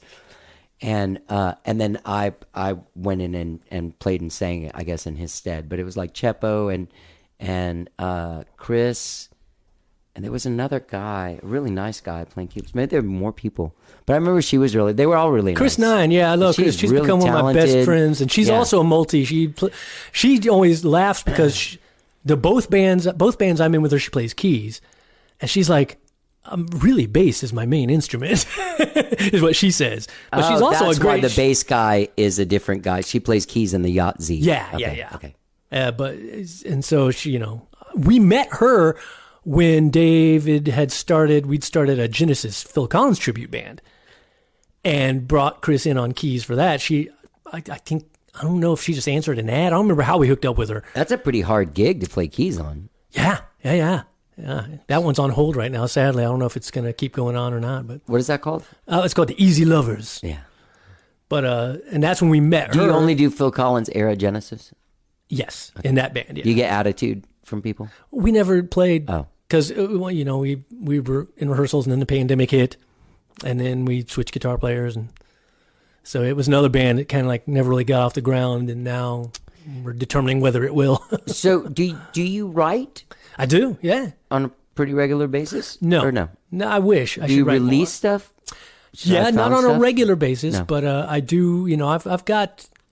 Thankfully, over the last 20 years, I've put out a decent body where I have quote unquote an album out. I've never released albums. I always would record a song, throw it up on the internet. Yeah. That's another place where I'm horrible. I'm horrible at the market. You know, I never Right. put albums together. I never. That's what I would do. I'd record a song, I'd just throw it up on the internet and be like, "Hey guys, there's a song out there." Oh, nobody cares. Okay, you know.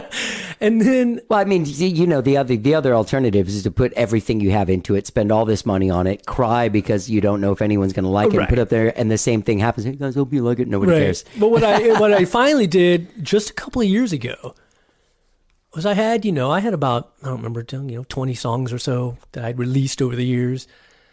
And I was like, I should really compile them into an album, just to release an album instead of just having all these songs straight out there. When all the 20 years of recording them, since I didn't have an album, I had always, when you make an MP3, you got to put the name and the name and the artist and all that stuff. Right. So for the album, I had always put Best of Heath Allyn, Volume 1. And I'd always thought it was like really funny to be like, oh, wouldn't it be funny if that was my debut album? Yeah. And then it was. Yeah. I dragged all the songs together That's and I put awesome. them all out as the Best of Heath Allyn, Volume 1. Where can I find that? Everywhere. Really? Anywhere. Yeah. Why it's didn't everywhere. I look? I don't know. It's everywhere. It's on anywhere you stream. All right. It's all out there. Spotify. Do you have a Apple favorite Tunes. song? Probably the one I sent you called Love yeah. Manifesto. I like that song. Though, honestly, this is a weird thing. It's always a little hard for me to talk about because it's hard to talk about without trying not to sound like a completely self-involved douchebag. But I really like my music. Yeah. And it makes me happy. I like that song a lot. I can listen to my own music and be really happy with it. And that makes me really happy because I'm like, wow, that would be really sad if I put so much of myself into these songs and then was like, yeah, I can't listen to shit. I can't listen to myself. Yeah. I don't want to listen to that. I'm like, to me, that'd be really sad. So Yeah. I'm really glad that I can enjoy my own music and listen to it and be proud of it and be like, Yeah. no, man, that song fucking rocks. Yeah. I like this tune. Yeah. I had this weird experience in the late 90s where I got this manager that was always like, it's not very good. And so I started being able to really look at myself objectively. And I think after that, I only have released songs that are really good. I think that sounds cocky and dickish to say, but No. I think that the songs that I put out like 3 songs last year. I think one of them is not great. It's cool. Yeah. But I tried to write what I was being affected by in the Right. world. And I'm just not like a political songwriter. No, me either. I'm 99% of mine are love songs. Yeah. And occasionally I like a quirky, funny song. Like I have a song called Pants Time, That's a good one. which was, it was started as I was doing a production here in town, a production of Macbeth with the City Theater. Wow. And we were all backstage getting dressed after the show. And as I mentioned, I'm always just being stupid, singing songs. So we were all putting our clothes back on. I started singing Pants Time. And everybody backstage just started throwing in lines. Yeah. And I was like, oh, this is funny. And I went home and I recorded it. Yeah. And and I also have, I have a lot of songs that I actually am really proud of. And I really like. I have another one called, I have a song called Tom Cruisin', which is, it's like a rap. It's not rap. It's kind of like, but it's not singing. It's rap and it's more of a talking song. Right. Very R&B influenced. That at the time of its recording, which was now, I guess would have been 2013, it includes every Tom Cruise movie title in the song. But other lyrics Up to too? that point. Oh, that's Yeah. awesome. That's Yeah. awesome. And so I'm really proud of that one because some of those were not easy to work in. Days of Thunder must have been nice to throw in there. That was That's a good one. So that was one I'm real happy with because also it's a groove and R&B song, but every Tom Cruise movie title is in there. That's out there. That's on my best of. And I actually have a video of that on YouTube as well, where I put the movie posters up as they come up in the song. You're so fucking weird. I love it. And just as a little Easter egg, in case it wasn't obvious enough, because again, sometimes the titles might fly by you a little bit. Every time one of the titles in the song, I say it, there's a little cowbell sound like tink. Every time I say a song title. So that's on my best of compilation. Nice. But I agree, like my best of was kind of a joke, but it was also kind of because the like, best of Heath because like you Allyn. said, because like, yeah, I don't feel like I released filler where I go, nah, that was not good. Yeah. But it's funny, I say that now in hindsight. Are there some less favorites on my best of? Yeah. But there's nothing on there that I'm embarrassed about or that I don't like or that I go like, oh yeah, don't listen to that one. That's a shit track. Right. There's some that I'm like, okay, that one's, I still think it's good. I would not list it among my favorites. Yeah. But I still stand by it. One of the things that makes me really happy is that, I'm sure you encounter this, when you're recording a song, it's so easy to get so hyper focused because everything's under the microscope and it's so easy to just like lose all objectivity and go like, well, was that vocal, was that out of tune and I need to fix it? Or is that just humanity and character in the vocal? Right. And you don't want to like milk all that out to where it's robotic and perfect. Yeah. And that stuff's hard, it's hard calls to make, especially if you're on a one-man operation. Yeah. So it's not like I have a producer to bounce it off that- of yeah, or anything. yeah. It's all up to me. All the instruments are me. All the decisions are me. I mix it. I master it. I really, it's all me. Yeah. So, it's tough because on the one hand, my critical brain, I can definitely be like, I don't know, that could probably be mixed better. That could probably be mastered better. That could probably be EQ'd better. As someone who knows compression better could probably do a better job on that, But overall, I'm happy with it. Yeah. Like I stand by it and I go like, is it perfect? Fuck no, of course not. Is anything ever perfect? No. That's the world that I live in. I can't. Perfection doesn't for some people it does. It does can't- not groove with my creativity. Well, It you'll kills never it achieve kills it. my vibe when You'll I'm never achieve it. Right. There's no such thing as perfection. You'll never achieve it. Yeah. But I'm happy with what what led me to think about that is the first song I ever recorded in 2000 it's on that album. It's called "Hand Around My Heart," and I'm still happy with that song. And to me, that says something because I hear lots of I watch lots of videos about music production and all that, and a lot of people say like, oh, you just got to accept like your earliest productions, they're going to suck. Yeah. They're going to suck. You're not going to be happy with them. You're going to be embarrassed about them 20 years from now. And I'm like, I stand by that song and I stand by that recording. Again, I'm not saying it's some perfect masterpiece of production. It hits emotionally. Right. But I stand by it and it doesn't embarrass me. I don't go like, oh God, dude, disclaimer, that was the first song I ever recorded. Right. I'm like, no, it is what it is. And I'm stand by it, you know? And that makes me happy that the first thing I ever fucking recorded at home, I will still stand by today. And I don't feel embarrassed by it. I get that, man. It's funny because I had this aversion, like once I started like making music and I had a 4-track, then I did some records and then really spent just spent all my time on 4-track. All my friends were doing, Darren's 4-tracks were fucking insane. They were like Brian Wilson level 4-track cassette. Of course they were. Tascam should have used him as their fucking poster boy or something. Yeah. And guys, like the first time I ever heard The Way, me and Tony Scalzo had the same weed dealer, and he was Super Bros and I was Super Bros, and we give him all of our demos, because he also was a 4-track guy. I get there, he's like, oh, Scalzo just brought me this yesterday. You want to hear this? And it was pretty much what you hear on the radio, except for on a 4-track. I think I've told you this before. I wore that CD out. All the Pain Money Can Buy. From Fastball. Wore that CD out. Loved that CD. Yeah, all good stuff. But that song in particular, but the whole album is great. Yeah, they're great. They're great. I've done a lot of cool stuff with them on this show. That's awesome, man. Yeah. They Miles got me in on Spotify. Asked them to do this thing.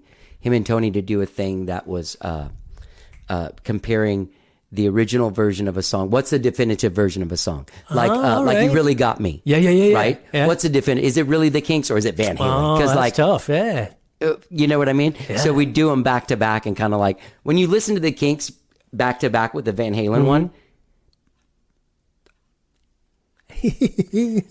the Kinks one is so rigid and like angular totally. and like the Van Halen was like super snaky and like sexy and stuff. And you're like, well, I don't know. I think the Van Halen guys kind of took that. It's like Hallelujah. Oh yeah. I got emails because all three of us like listening to those two Yeah. back to back. You're like, Jesus, let it go. It's fucking terrible. I mean, thank God he wrote that. And people were like, oh my God, he's the genius of the world. Like the thing was neither one of us were like Leonard Cohen fans. Yeah, no. For me, I first time I heard that song was Jeff Buckley. So Yeah.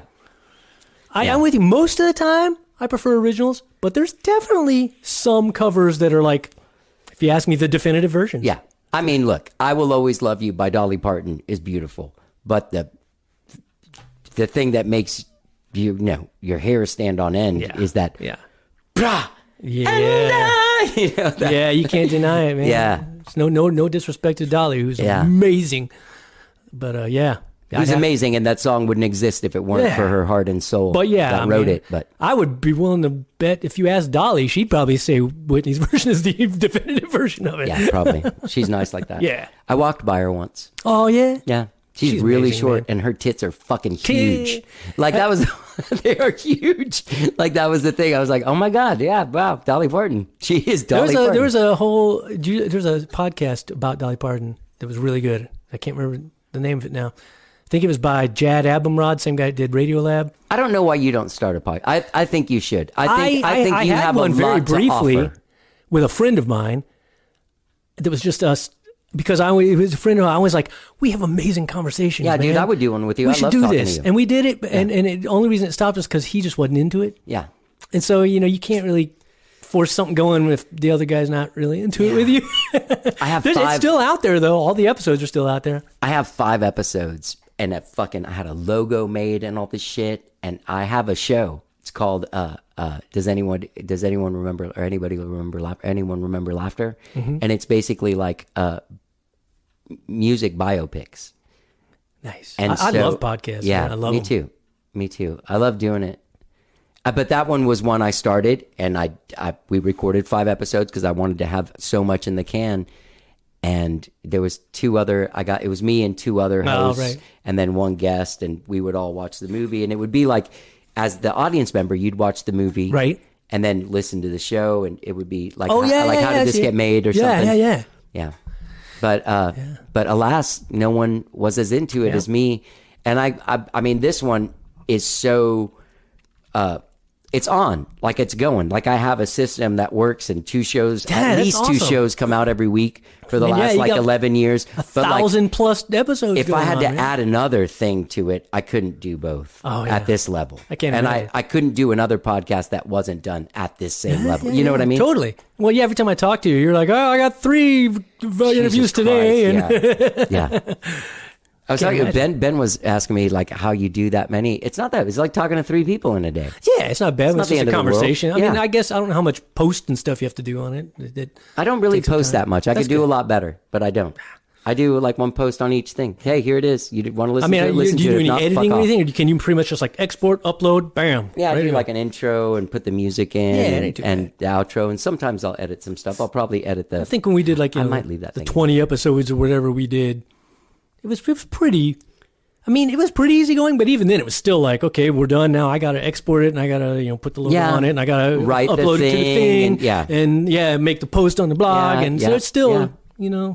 It's a little work. even a minimal workflow is time consuming. Hey, so I'm going to put this out when you're doing the Hedwig and the Angry Inch, but that's going on for a while. 3 weekends starting October 11th. I mean, not October, No, August 11th. August 11th to August 27th. August 11th, yes. Hedwig and the Angry Inch at the Daugherty Arts Center. Yeah. You can get your tickets at thestageaustin.com. All right, what's your connection to Hedwig and the Angry Inch?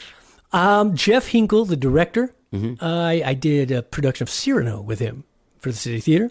Mm-hmm. He needed a guitar player, and he was just like, "Hey, are you free these dates? Because I think you'd be perfect for this. Because Because in the show, it's not just like a pit band. Like the band are No, part the band of the is on show. scene, like in the movie or whatever. Yeah, I've only seen the movie. So like we are also Right, characters. right. So he was like, I mean, I think it'd be perfect because you're an actor and you're a great guitar player. Yeah, He's like, yeah. And the music, the soundtrack is just great. It's a rock soundtrack, Yeah, you know, for yeah. the most part. And so he needed a guitar player and called me, and I was luckily amazingly free for all Yeah. the dates. And so I said, hell yeah. I had a weird experience. Like I remember when that came out because it's set. Like the music is set in the era of what my jam is. Yeah, like yeah, glam yeah. rock. It's Yeah, 70s glam exactly. rock, not 80s glam rock, but 70s. Yeah, man. And like that's kind of my wheelhouse of that's my trip, so to speak. So when I went to go see it, I didn't really know. Like I was like, "The fuck is this?" Like I remember walking out with my ex-wife and going like, all right, everyone said that was going to be my favorite movie of all time, but I don't get it. Like that was just weird. It was And, its own thing for and sure. Very unique thing. Really sad. Yeah. Like profoundly sad on a level where you couldn't do anything for this poor guy. Right? Yeah. You know what I mean? So Yeah. I had this like helplessness, and I was like, I don't know. But then is Chris Nine in a Hedwig band? Isn't she with this guy I used to be in a band with? I know in Miss she was. Rock, I don't Baby? know if that's still going, but I know she did mention to me that she'd had to learn all those songs for a Right. Hedwig cover band or So something like that. me and that guy, the Hedwig of that band, this guy Richard, we were in this band called Mr. Rocket Baby together in the 90s. Okay. And he was the guy that fronted the band that whose sister died that I went. Oh, and did the right, thing right, for. okay. Yeah, we're not super close, but we've knew each other since high school. Yeah, wow. And had a couple bands. We were too close for a while, and then like now there's a lot more distance. But that's healthy, right? So, well, yeah, I mean, man. in life, You know, he's a great guy. No, it really is. In that, like, I'm someone who, probably like a lot of artists who has a deep and primal desire to be loved by everyone. And there's a point in life when you have to accept that that's not possible. Right. You can't be loved. There's going to be people who just don't like you, Right. or just go like, "You're not my bag, man. I don't really want to be friends with you." Yeah. And it's Yeah. good to be able to just accept that, or, you know, accept that people are going to come in your life and go. And I find like my best friends are the ones, there's other people that you connect with who all understand that life ebbs and flows. And you're going to grow closer to people Yeah. and grow away from them and come back together. And those friends are the ones that like you can just pick up with, and it's like no time has passed. Yeah. No guilt trips. Are like, oh, who hadn't talked to me in a couple months now? Or, you know, it's just like, but yeah, you know, it's healthy to be able to just go like, respect, but we're not going to be pals or whatever. Yeah. Or whatever you got to do to be Well, I feel like healthy boundaries. I have that feeling like since I met you, that you were talking about the same thing. Like, I'll be friends. Remember that night we had that marathon conversation? Oh yeah, man. Yeah, we just like chat for a couple hours on Yeah. the phone. Yeah. Yeah, that was great. Well, actually, I remember. I've always had this. It sounds all crazy new age woo woo, but I've always had this weird sixth sense about people. Yeah. I meet someone. Yeah. And I'm not kidding you when I say my entire life, it's never been wrong. Really? I've been Never wrong about a couple of people. Have you? Yeah. I've never been really. wrong. I meet someone and I know immediately, oh, we're going to be friends. Yeah. Or like, we're never going to be close. Like, Yeah. even if it's like, we were not like, I don't dislike them or whatever, but it's Yeah. just like, we're never going to connect Yeah. on a real level. Yeah. We might be polite and be like, hey, man, what's going on? It's nice to see you. But we're never going to like get deep. Yeah. Yeah. And I just remember that very first time I was rehearsing the sub with Skyrocket, and just immediately, I knew about you. I'm like, Johnny, man, he's Yeah. one of my, and it's so funny to me because over all the years, I've heard your name, Yeah. kind of, other people talk, oh, Johnny, Yeah. God, he's kind of Yeah. like a legendary Austin dude. And I was like, So that manager guy told me to stop spreading around town. It was me that started that legend thing in like 1995. Well, and it really caught I've fire. heard a lot of people They're who still buy saying into it. And it's so funny because, like, again, we talked about how, like, I'm not I hooked appreciate that. I'm not hooked into the Yeah. music scene at all. Yeah. So, like, I hadn't heard of you, Yeah. but I haven't heard of anybody Right, local. right. But I heard your name, and so then we know when I was like, oh, I'm gonna get a chance to play this Johnny Gotti guy I've heard about. Wonder what he's gonna be like. And me, I was just like, this Johnny Gotti guy is awesome. I like this guy. Thank you. Same thing with Heath Allyn. So wait a minute. So people can get these tickets. They're going to come and see the show. What are you guys doing? 2 shows a day or just one? No, just we got one a night. Except for I think there is one Saturday we're doing 2 shows, and there's one Wednesday we've got a special show. When I was looking at your filmography, that thing's so long. I mean, you've done a lot of shit. Yeah, my you IMDb really have done a page. lot. There's a lot on that IMDb. And now, Mine's 2 things. to be fair, a lot of it is, bullshit. I mean, not bullshit like lies, but like small little, nothing you'd ever heard of. People always ask you, oh, you been anything? And like, for the most part, I've probably never been in anything you've heard of. I was in one episode of Friday Night Lights. You were? I had like 3 lines.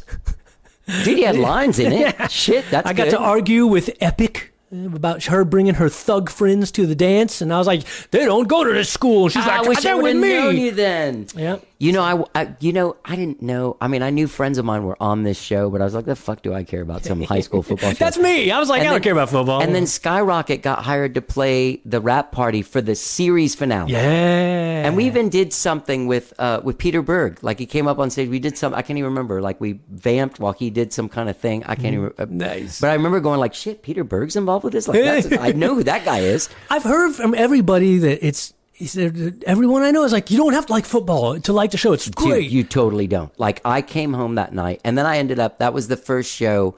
For some reason, I watched every episode of that series, but on my phone.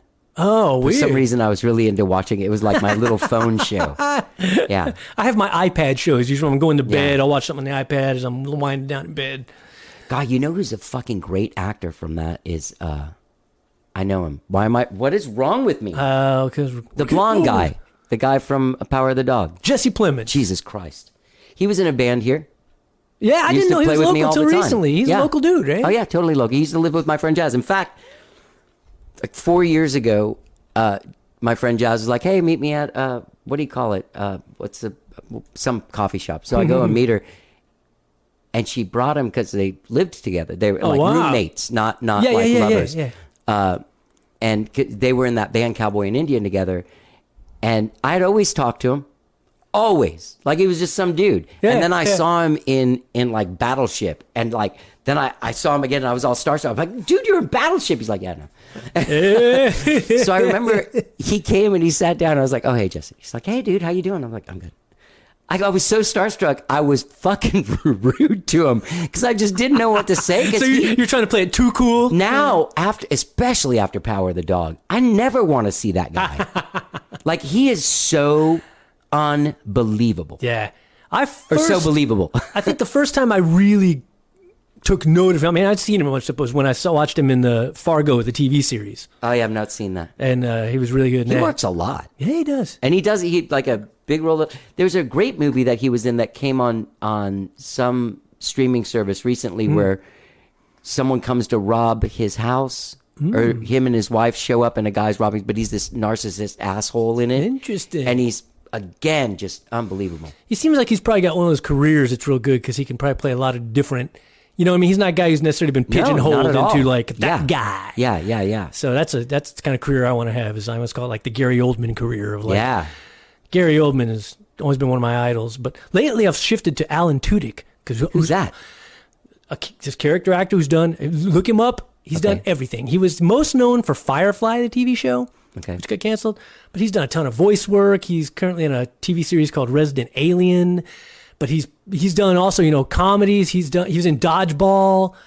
He's done drama, comedies, villains, voiceover, everything. I like those guys like Kurt Russell's dad, who was in like 400 episodes of television. Yeah, right. You know what I mean? Like you're like, oh, he was on Gunsmoke like 18 times, and like that's all always this been stuff. like what I want. I want versatility and variety. Yeah. And I don't care about like I want to be famous. Yeah. Like I want to work.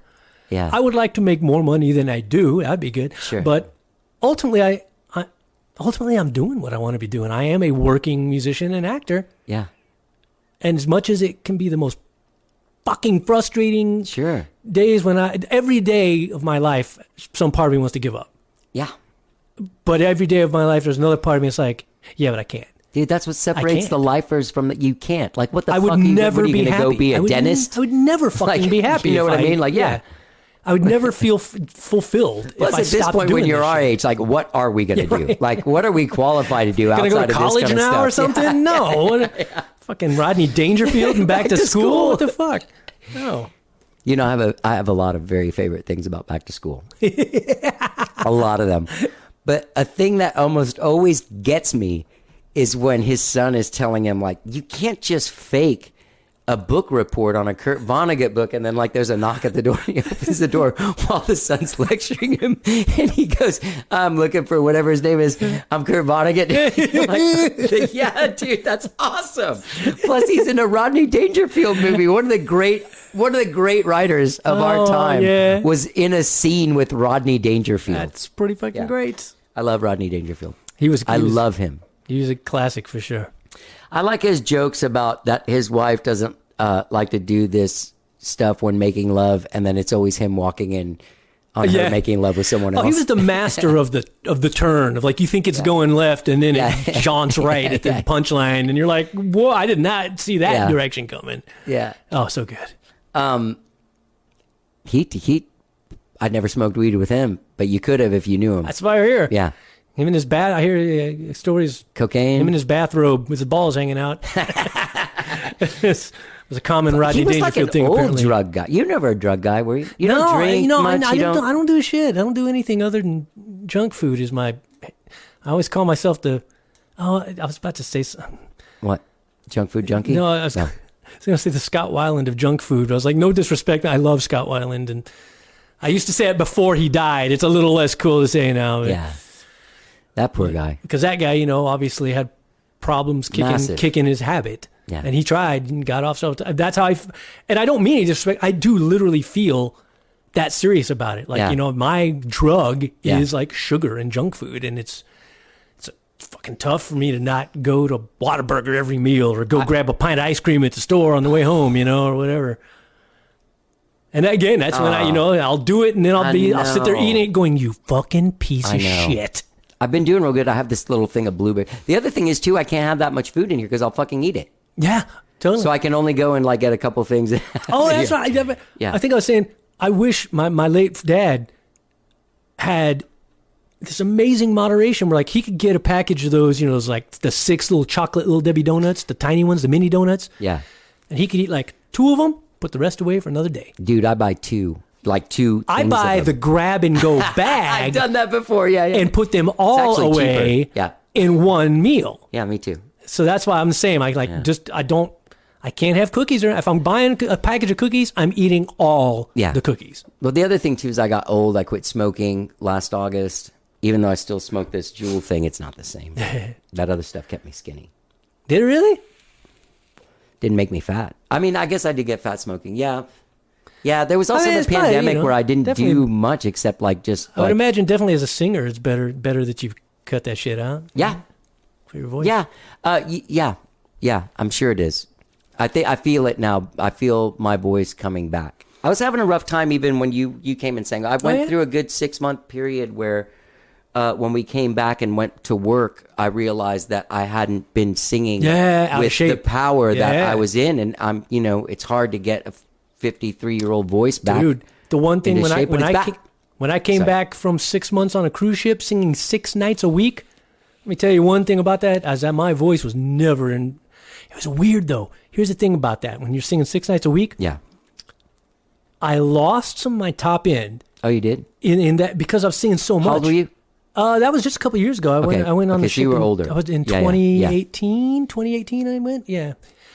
And so, normally I get lots of comments because I have a really high range. So I'll sing stuff like Journey and stuff. Right. And I found myself struggling with those highest notes that I didn't used to struggle with. I remember it was really frustrating to me because I'm like, man, I usually don't have a hard time hitting these. Why am I having a hard time? And I'm like, well, because I'm singing 6 nights a fucking week. Yeah. But the flip side of that was the sweet spot of my voice was never finer. It was like in shape, my accuracy, my tone, when we'd do some more like Motown R&B stuff, there was more in a sweet spot and it wasn't about hitting high notes. Right. I was like, oh, this sounds really good, Yeah.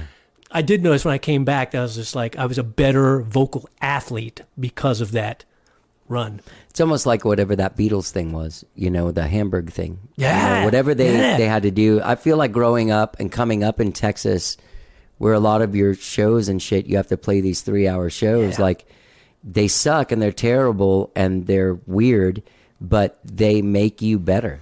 Well, yeah, I mean, I'm sure you've read all the same stuff about the Beatles, about how, like, apparently everyone says they were good before they went to Hamburg, but it was when they came back from Hamburg that they were tight as fuck from playing something absurd, like 8 hours a night or something like that in Hamburg. Right. You have friends in a band that go, like, you see them before they head out on tour for a few months and they come back and it's just like, whoa! It's like all of a sudden it's like a 4-headed monster as opposed to like 4 guys or whatever. Nothing beats 5 people. Just hours on stage. Yeah. Yeah. For sure. Yeah, because you can practice all you want, rehearse all you want. We just said that. But you got to lay it down on the stage for a while. Literally just said our last practice because we were tackling 5 new tunes, which we'd all practiced. Yeah. And we all got in the room and everybody's fucking up and everyone's apologizing. And at one point I finally was like, hey, for the rest of the day, this is a no apology zone. Yeah. Everybody knows when you first put something together in the room. Yeah, it's hard. It's different. Yeah. You can practice it 10 hours on your own. Yeah. There's gonna be road bumps when you're putting all the ingredients into the casserole in the oven. Yeah. All right. Before you go, how long have we been talking? Jesus Christ, this is a long one. This is good. This is a solid one. I'll shoot out. Yeah, I love it. I can't. I'm a talker. No. Me too. Like you can talk me 5 hours and touch the tip of the iceberg.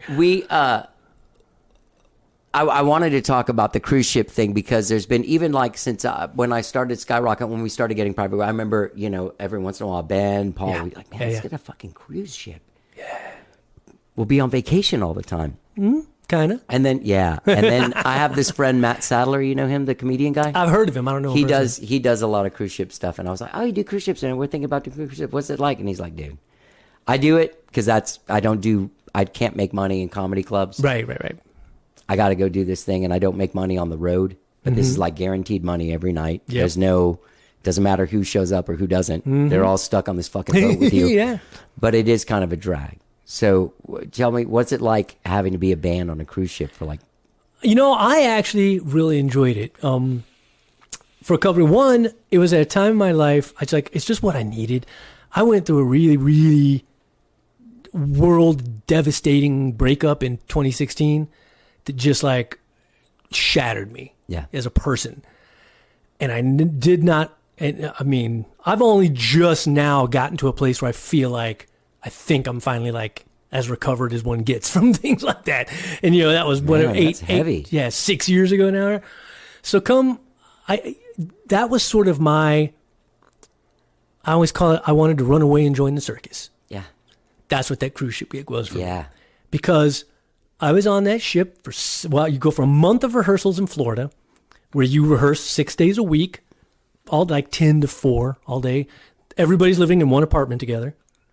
And then you go on the ship for 6 months. While you're there, we performed 6 nights a week. And I was so lucky in that the band was great. Everyone in that band was great. So we had a kick-ass band. We had so many... regular cruisers who go cruises all the time tell us, y'all are the best band we've ever seen on a cruise. That's awesome. We left. This was a perfect way to go. Our final week before we disembarked, we were rated the #1 band in the entire Carnival fleet. Wow, that's awesome. So that was, it was a great way to go out. And so it was fun. But the other thing for me was like, it was 6 months where I turned my fucking brain off. Yeah. I didn't have to think about anything. I didn't have to make any decisions. I knew what I was doing every night. I'd get off into ports of call if I wanted to, usually. It's like being on tour or something. Yeah, like there's and nothing you can do about the water leak at your house. I just wanted healing time. And it's just like, you know what? I slept a lot. It was not uncommon for me to sleep like 10, 12 hours, get up, go down, have lunch by that time in the mess hall, and then go back to my room and sleep for like another 3 or 4 hours. Shit. How long were the gigs? Like 3 hours? Usually like 3 45-minute sets. That's not bad. And then we twice a week, because we did 2 cruises a week. It was a short cruise to the Bahamas, Nassau. And twice a week. So on each cruise, we would do like 2 nights of band, and then one night we were part of the production show called America Rocks in the theater with all the dancers and stuff too. So that was a blast. And so it was what I needed. I literally just turned my brain off for 6 months. And then when I came back, I was a new man, and I couldn't do it again now. Right.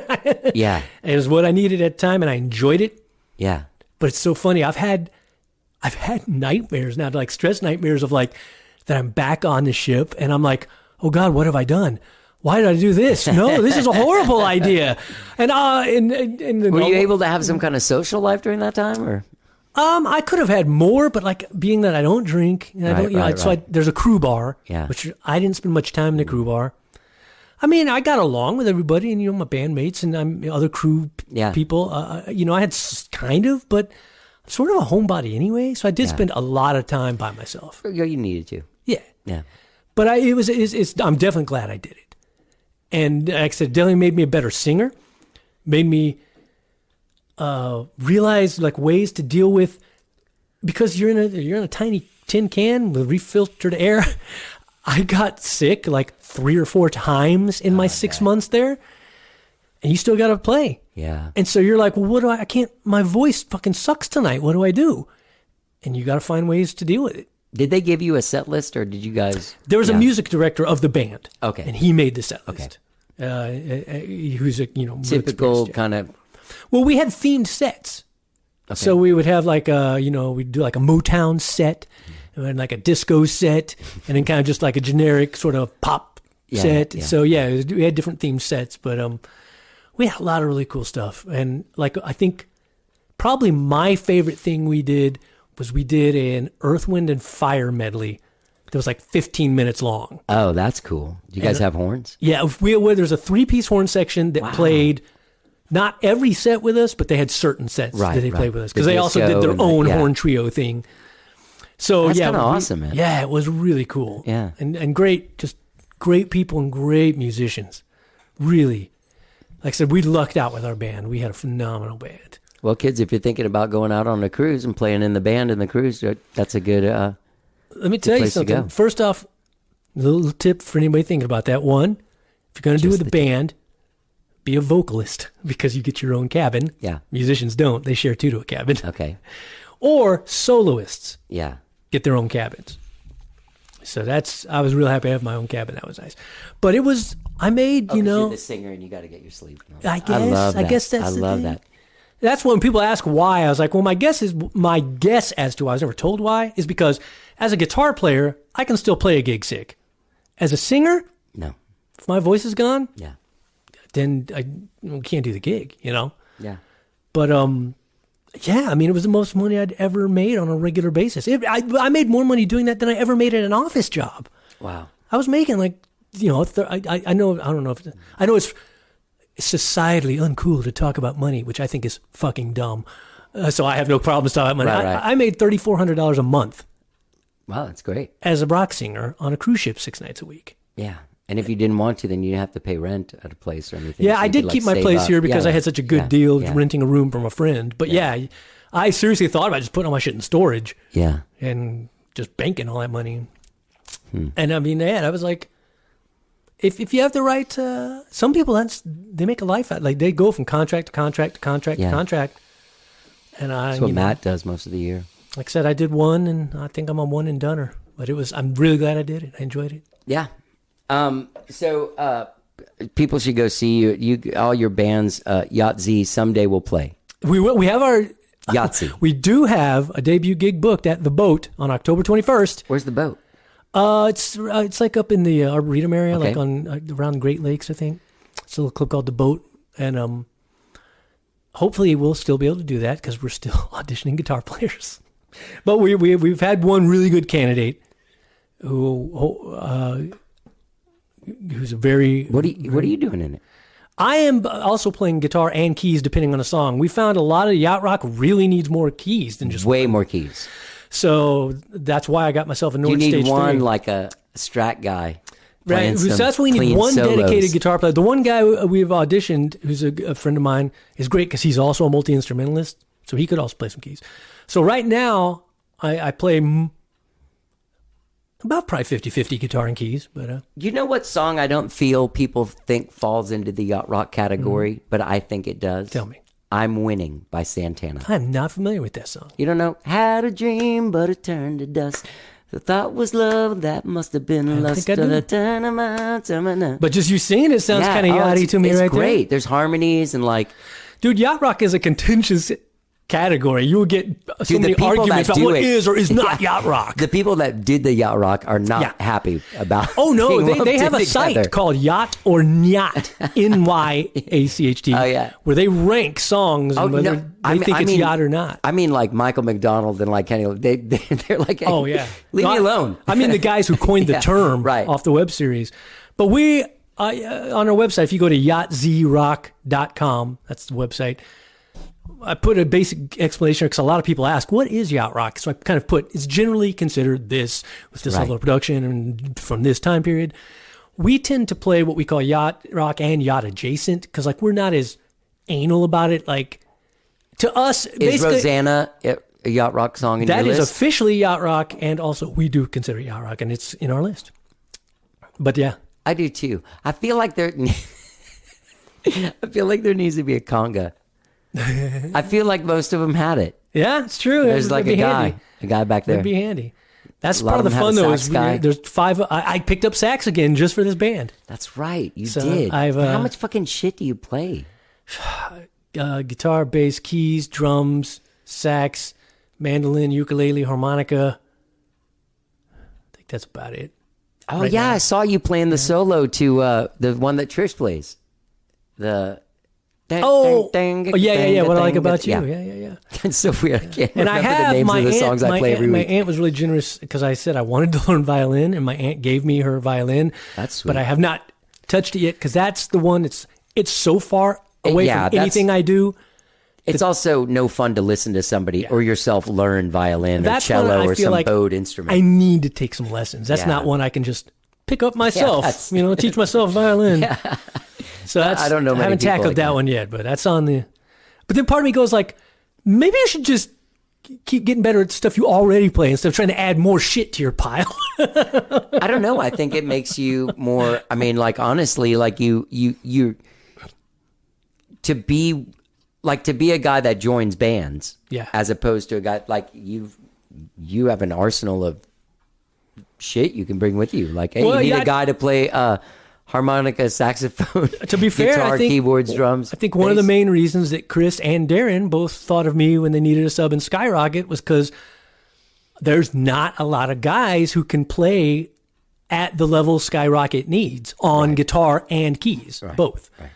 And so I'm real lucky in that I'm decent on both of those, so I can cover what needs to be covered. So Heath Allyn, baby, he's there Johnny for Gotti. you. He's there for you.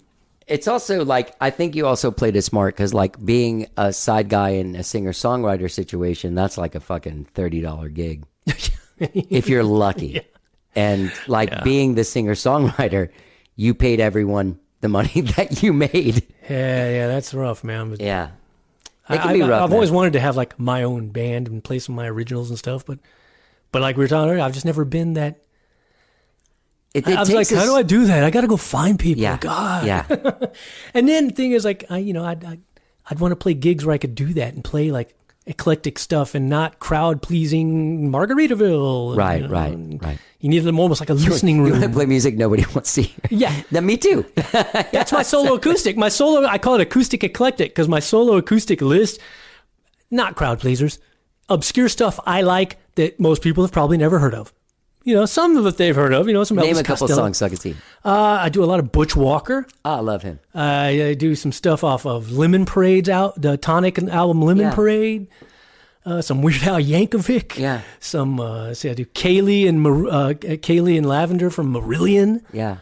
and so just stuff that gets me going. That I really like. Yeah. It's fun to play. I had a really Sticks. I'm a big Sticks guy. Oh, Love Sticks. some I had them on the show. You had Sticks on the show? Yeah, JY. That's awesome. When I had think COVID. I think JY and Tommy are fucking seriously underrated as guitar players. If you go back and listen to a lot of stuff, some of their solos are so fucking original Oh, yeah. and melodic and just like, that is a great, go listen to Paradise Theater. Some of those guitar solos, just great guitar solos, man. And no one ever lists them among like rock's greatest guitarists or whatever, you know? Yeah. They're fucking great. My uncle, my late uncle, Michael Cooper, was the monitor mix guy for Styx. All the way through Kilroy was here. That's awesome. Yeah.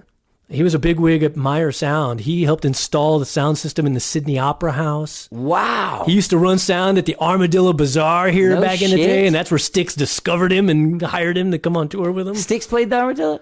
I don't know if they played it or not, but somebody there. knew him from there. Yeah.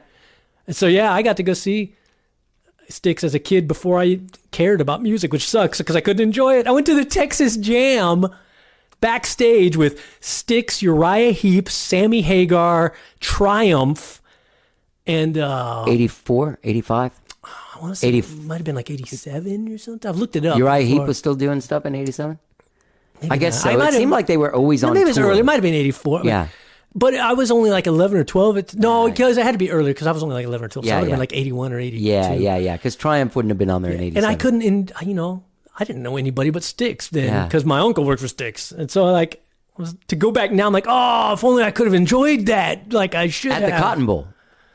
I can't remember now. Or maybe, they started doing them in two different places. Yeah, they do an Astrodome and I'm going to send you a link. I watched a documentary the other night when I got home from my gig about the Texas Jam. Like the first one, there's one on YouTube that's great.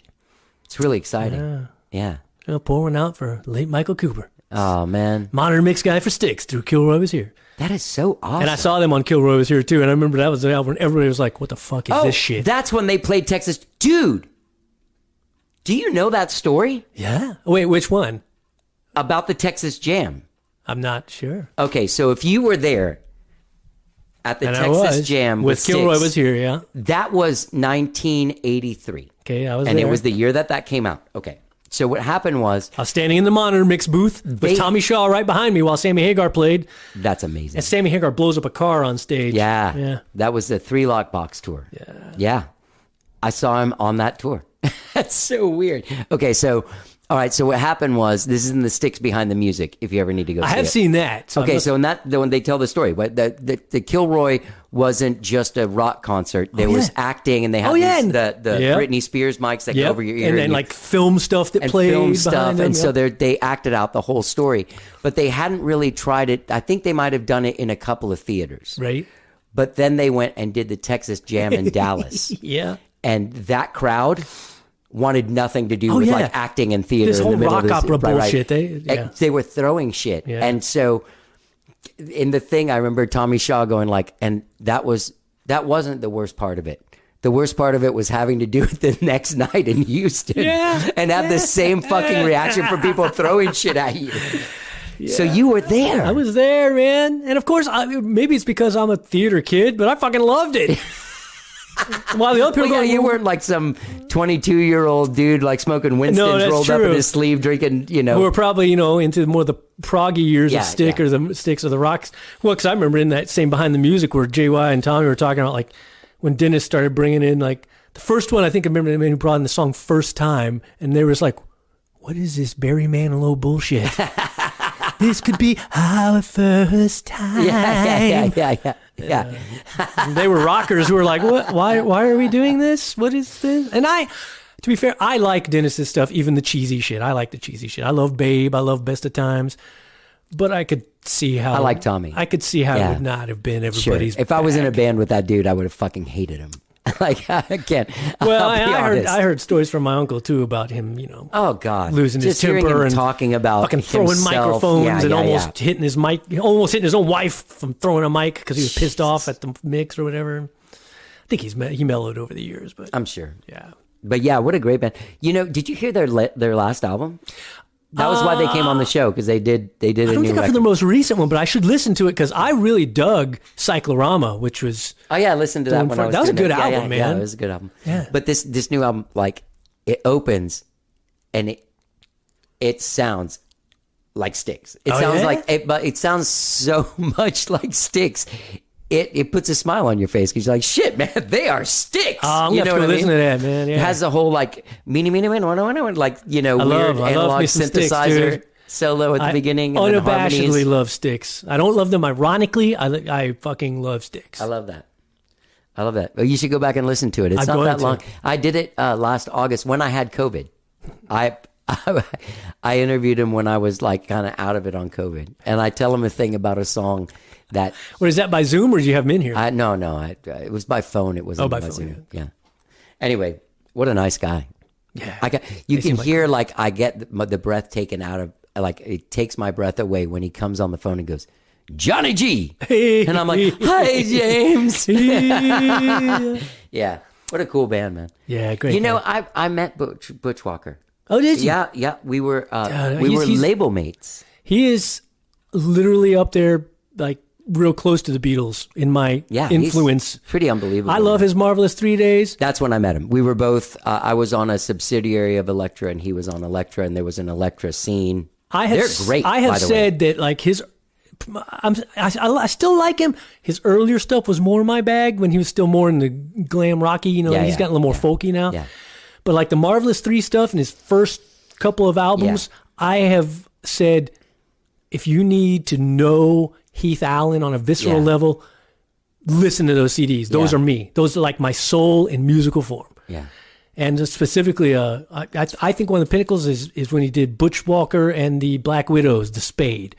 That I don't know album, that one. I'll check it out. fucking, to me, that's a perfect album start to finish. I'll check it out. The Spade by Butch Walker and the Black Widows. Just a rocking album, start to finish. Go listen to it. Go. You know what I'm doing tonight? Do you know David Garza? I know the name. I don't know him personally. It's amazing. He's in town. He's playing. He's at been playing Long forever, Center. right? He used to come to College Station a lot. Oh yeah, I played with him at Stafford Opera House a couple times. Yeah, I remember the name well. but he's playing. He's in town tonight. That's awesome, man. Yeah, I'm gonna playing go. I'm outside gonna at the go. Long I'm Center. gonna go melt my ass off at Vincent's on the Lake tonight. that's right. All right. Well, dude, we talked for an hour and 55 minutes. That's awesome. Man, I could go for another 10. I know. I love talking to you, man. I love love talking you. to I'm you. so glad we're friends. And Me too, man. And I didn't think you wanted to be on the podcast Dude, that's when insane. you put that post. That's no. Like I But said, when you said like, "Hey, I just want you to know I don't want to be on your podcast," it's like, "Well, come on my podcast then." How dare you? It's funny, the opposite, because I made this post about like, hey, I really want to be on a podcast, and I was like, oh don't shit, think I saw I it. hope Johnny doesn't think I was like poking at him, because it was not. I honestly, and I'm not blowing smoke up your ass. This is not bullshit. I'm not just saying shit. I'm not kidding you when I say, in my eyes, your podcast was above me. I'm like, oh no, I would never expect to be on Johnny's podcast. Now it's beneath you, isn't it? That's beneath me. I will never be back. But I've had several other friends who had podcasts who like had all our mutual friends on their podcast, Except you. except me. That's happened to me before. I would look at like some people they'd have on. I'm like, look, not to blow my own horn or anything, but like, I've done way more shit than that person has. Why are they on there and I have not been asked to be on there? And it's hard. It sounds like a fucking dick, but I'm like, you just wonder. I'm like, why not? Why not Listen. me? Listen. Like I said, I consider you I consider you like a WTF podcast. Where I'm like, I don't think Mark Maron's going to be calling me anytime soon. So but then after I made that post, I was like really paranoid. I was like, oh shit, I hope Johnny doesn't think that was me like subtly going, boy, I'd sure like to be on a podcast somewhere. Can I tell you something that's happened to me in the double digits over the last 11 years of Please. doing this podcast? There are people that feel like I've asked every one of their friends. Oh, really? And they'll come up and say exactly what you like. I'm more famous than fucking Dave. You know what I mean? Yeah.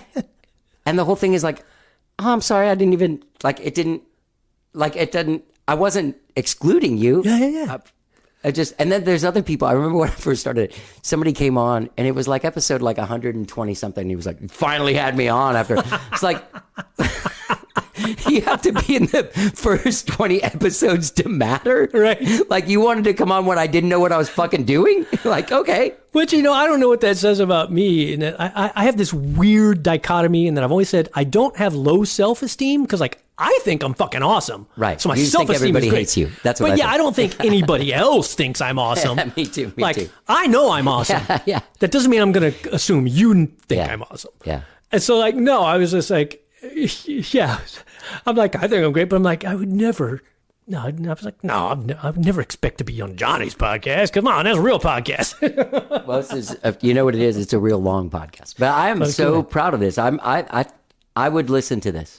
I hope so. I probably won't because I did it, but Well, that's fine. You and were it's here. real long. We were here. We don't need to relive this 2 hours. But everybody can find you at heathallyn.com. I think you should start a podcast, and it doesn't need to. I think you don't need another person. I think you can. I really feel like there's a wealth of information and questions inside of you. I agree. I That- love talking. I do feel like I have a lot to give. It doesn't but necessarily have to be like this kind of thing, Sure. because there's so many different things. Yeah. And also, don't do one like. No, I'm just Yeah, I'm going to start interviewing local awesome musicians. That's what I was getting. And, Really, that's the thing that drives me nuts. I'm like, really, you too? Yeah. Because like also during the pandemic, When I said you should do a podcast, I didn't mean do my podcast yourself. when that pandemic started, almost everybody I knew started a thing just like this, and it was driving really? me crazy because I was like, this is not fair. Right. Because people are like, oh my God, did you see Jeff Plankenhorn as a? I'm like, what about Johnny who's been doing it for years and breaking his back doing it? Yeah. You're like the opposite. You're like, why wouldn't you, instead of like, why haven't I been on your podcast? You're like, why haven't you been on my podcast? Yeah, exactly. Well, the other thing too is that they've like most of them are gone. Everyone stopped because they had started having shit they needed to do. And then if it doesn't like blow up, they probably get bored and like, oh, try a I think it'll be podcast. hard. That's the one thing about starting a podcast now. Everybody's got one. You and, can't yeah. get How do you the differentiate footing yourself? that I got initially just because I was, there was room for me to put my feet down and be like, okay, I'm here, settle in. Anyway, dude, I've enjoyed talking to you. I've enjoyed it, Hub, and it's my pleasure. I think and we've my said honor to goodbye be here. 7 times. This is like the most Cuban ending to a podcast. Pretty much par for me, I think. I'm a verbose motherfucker. Go see Heath Allyn in the band in Hedwig and the Angry Inch from Thursday, August 11th to Saturday, August 27th at the Daugherty Arts Center. That is correct. TheStageAustin.com is where you can get those tickets. Yeah. HeathAllyn.com is where you can find him. Go check him out. Follow him on social media, Facebook, Instagram, Everywhere. everywhere. Everywhere Twitter. except Snapchat. I'm like, fuck Snapchat. I don't like it. But everywhere else. I never Snapchatted, and I got an TikTok account, but we I we love are leaving. TikTok. Well, we don't need to get there. That'll be another 5 hours. We'll do another. Just TikTok's great. That's all I'm going to say. Yeah. At Heath Allyn. That was my friend, Heath Allyn. Find him at heathallyn.com. You can see him in the band playing guitar, Hedwig and the Angry Inch at the Daugherty Arts Center, starting August 11th and running through August 27th. You can get tickets at thestageaustin.com. You can find him at heathallyn.com. I really enjoyed talking to him. I hope you enjoyed that long-ass conversation. I really enjoyed having it. I'll probably listen to it today. I will. I got nothing to do. I got fucking coronavirus. All right, wish me luck, guys. I hope you guys all stay clean, stay healthy. Wednesday is our 11th anniversary. I'll be talking to the amazing Jesse Clayton, the artist that did our logo. Yeah, back in the day. That'll be good. Follow us, subscribe. I always tell you to do that. Just do it. Subscribe, share. Talk about how I have coronavirus, and I braved doing this intro. Have a good week, guys. I'll talk to you Wednesday. Let's get down. Can burn as brightly or as hot. When the stars are all gone, we will be shining on. There is more than one way to Big Bang. Once we start on this flight, we'll be flying all night. Come again like a boomerang, yeah. This is our love manifesto, a revolution of love and light. Our love is gonna survive the test, so it can be a beacon into the night. If love is your religion, come on, let's go and show the people what is true and right. Though sometimes we fall, love will conquer all. Yeah.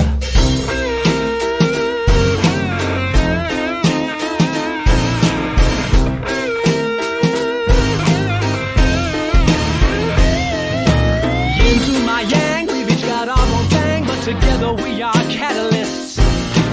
Both amplifying all our underlying things that already exist.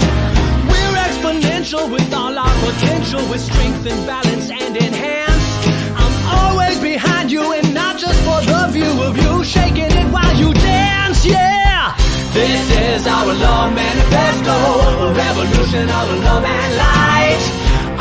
love is gonna survive the test, so it can be a beacon into the night.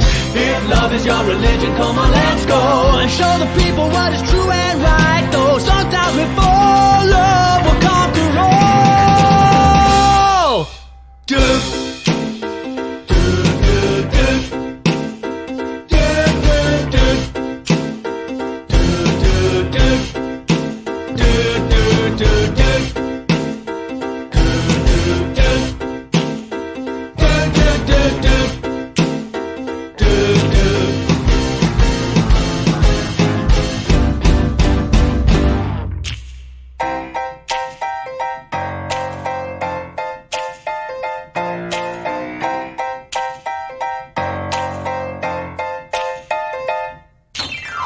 This is our love manifesto, a revolution of love and light. Our love is gonna survive the test, so it can be a beacon into the night. If love is your religion, come on, let's go and show the people what is true and right. Though sometimes we fall, love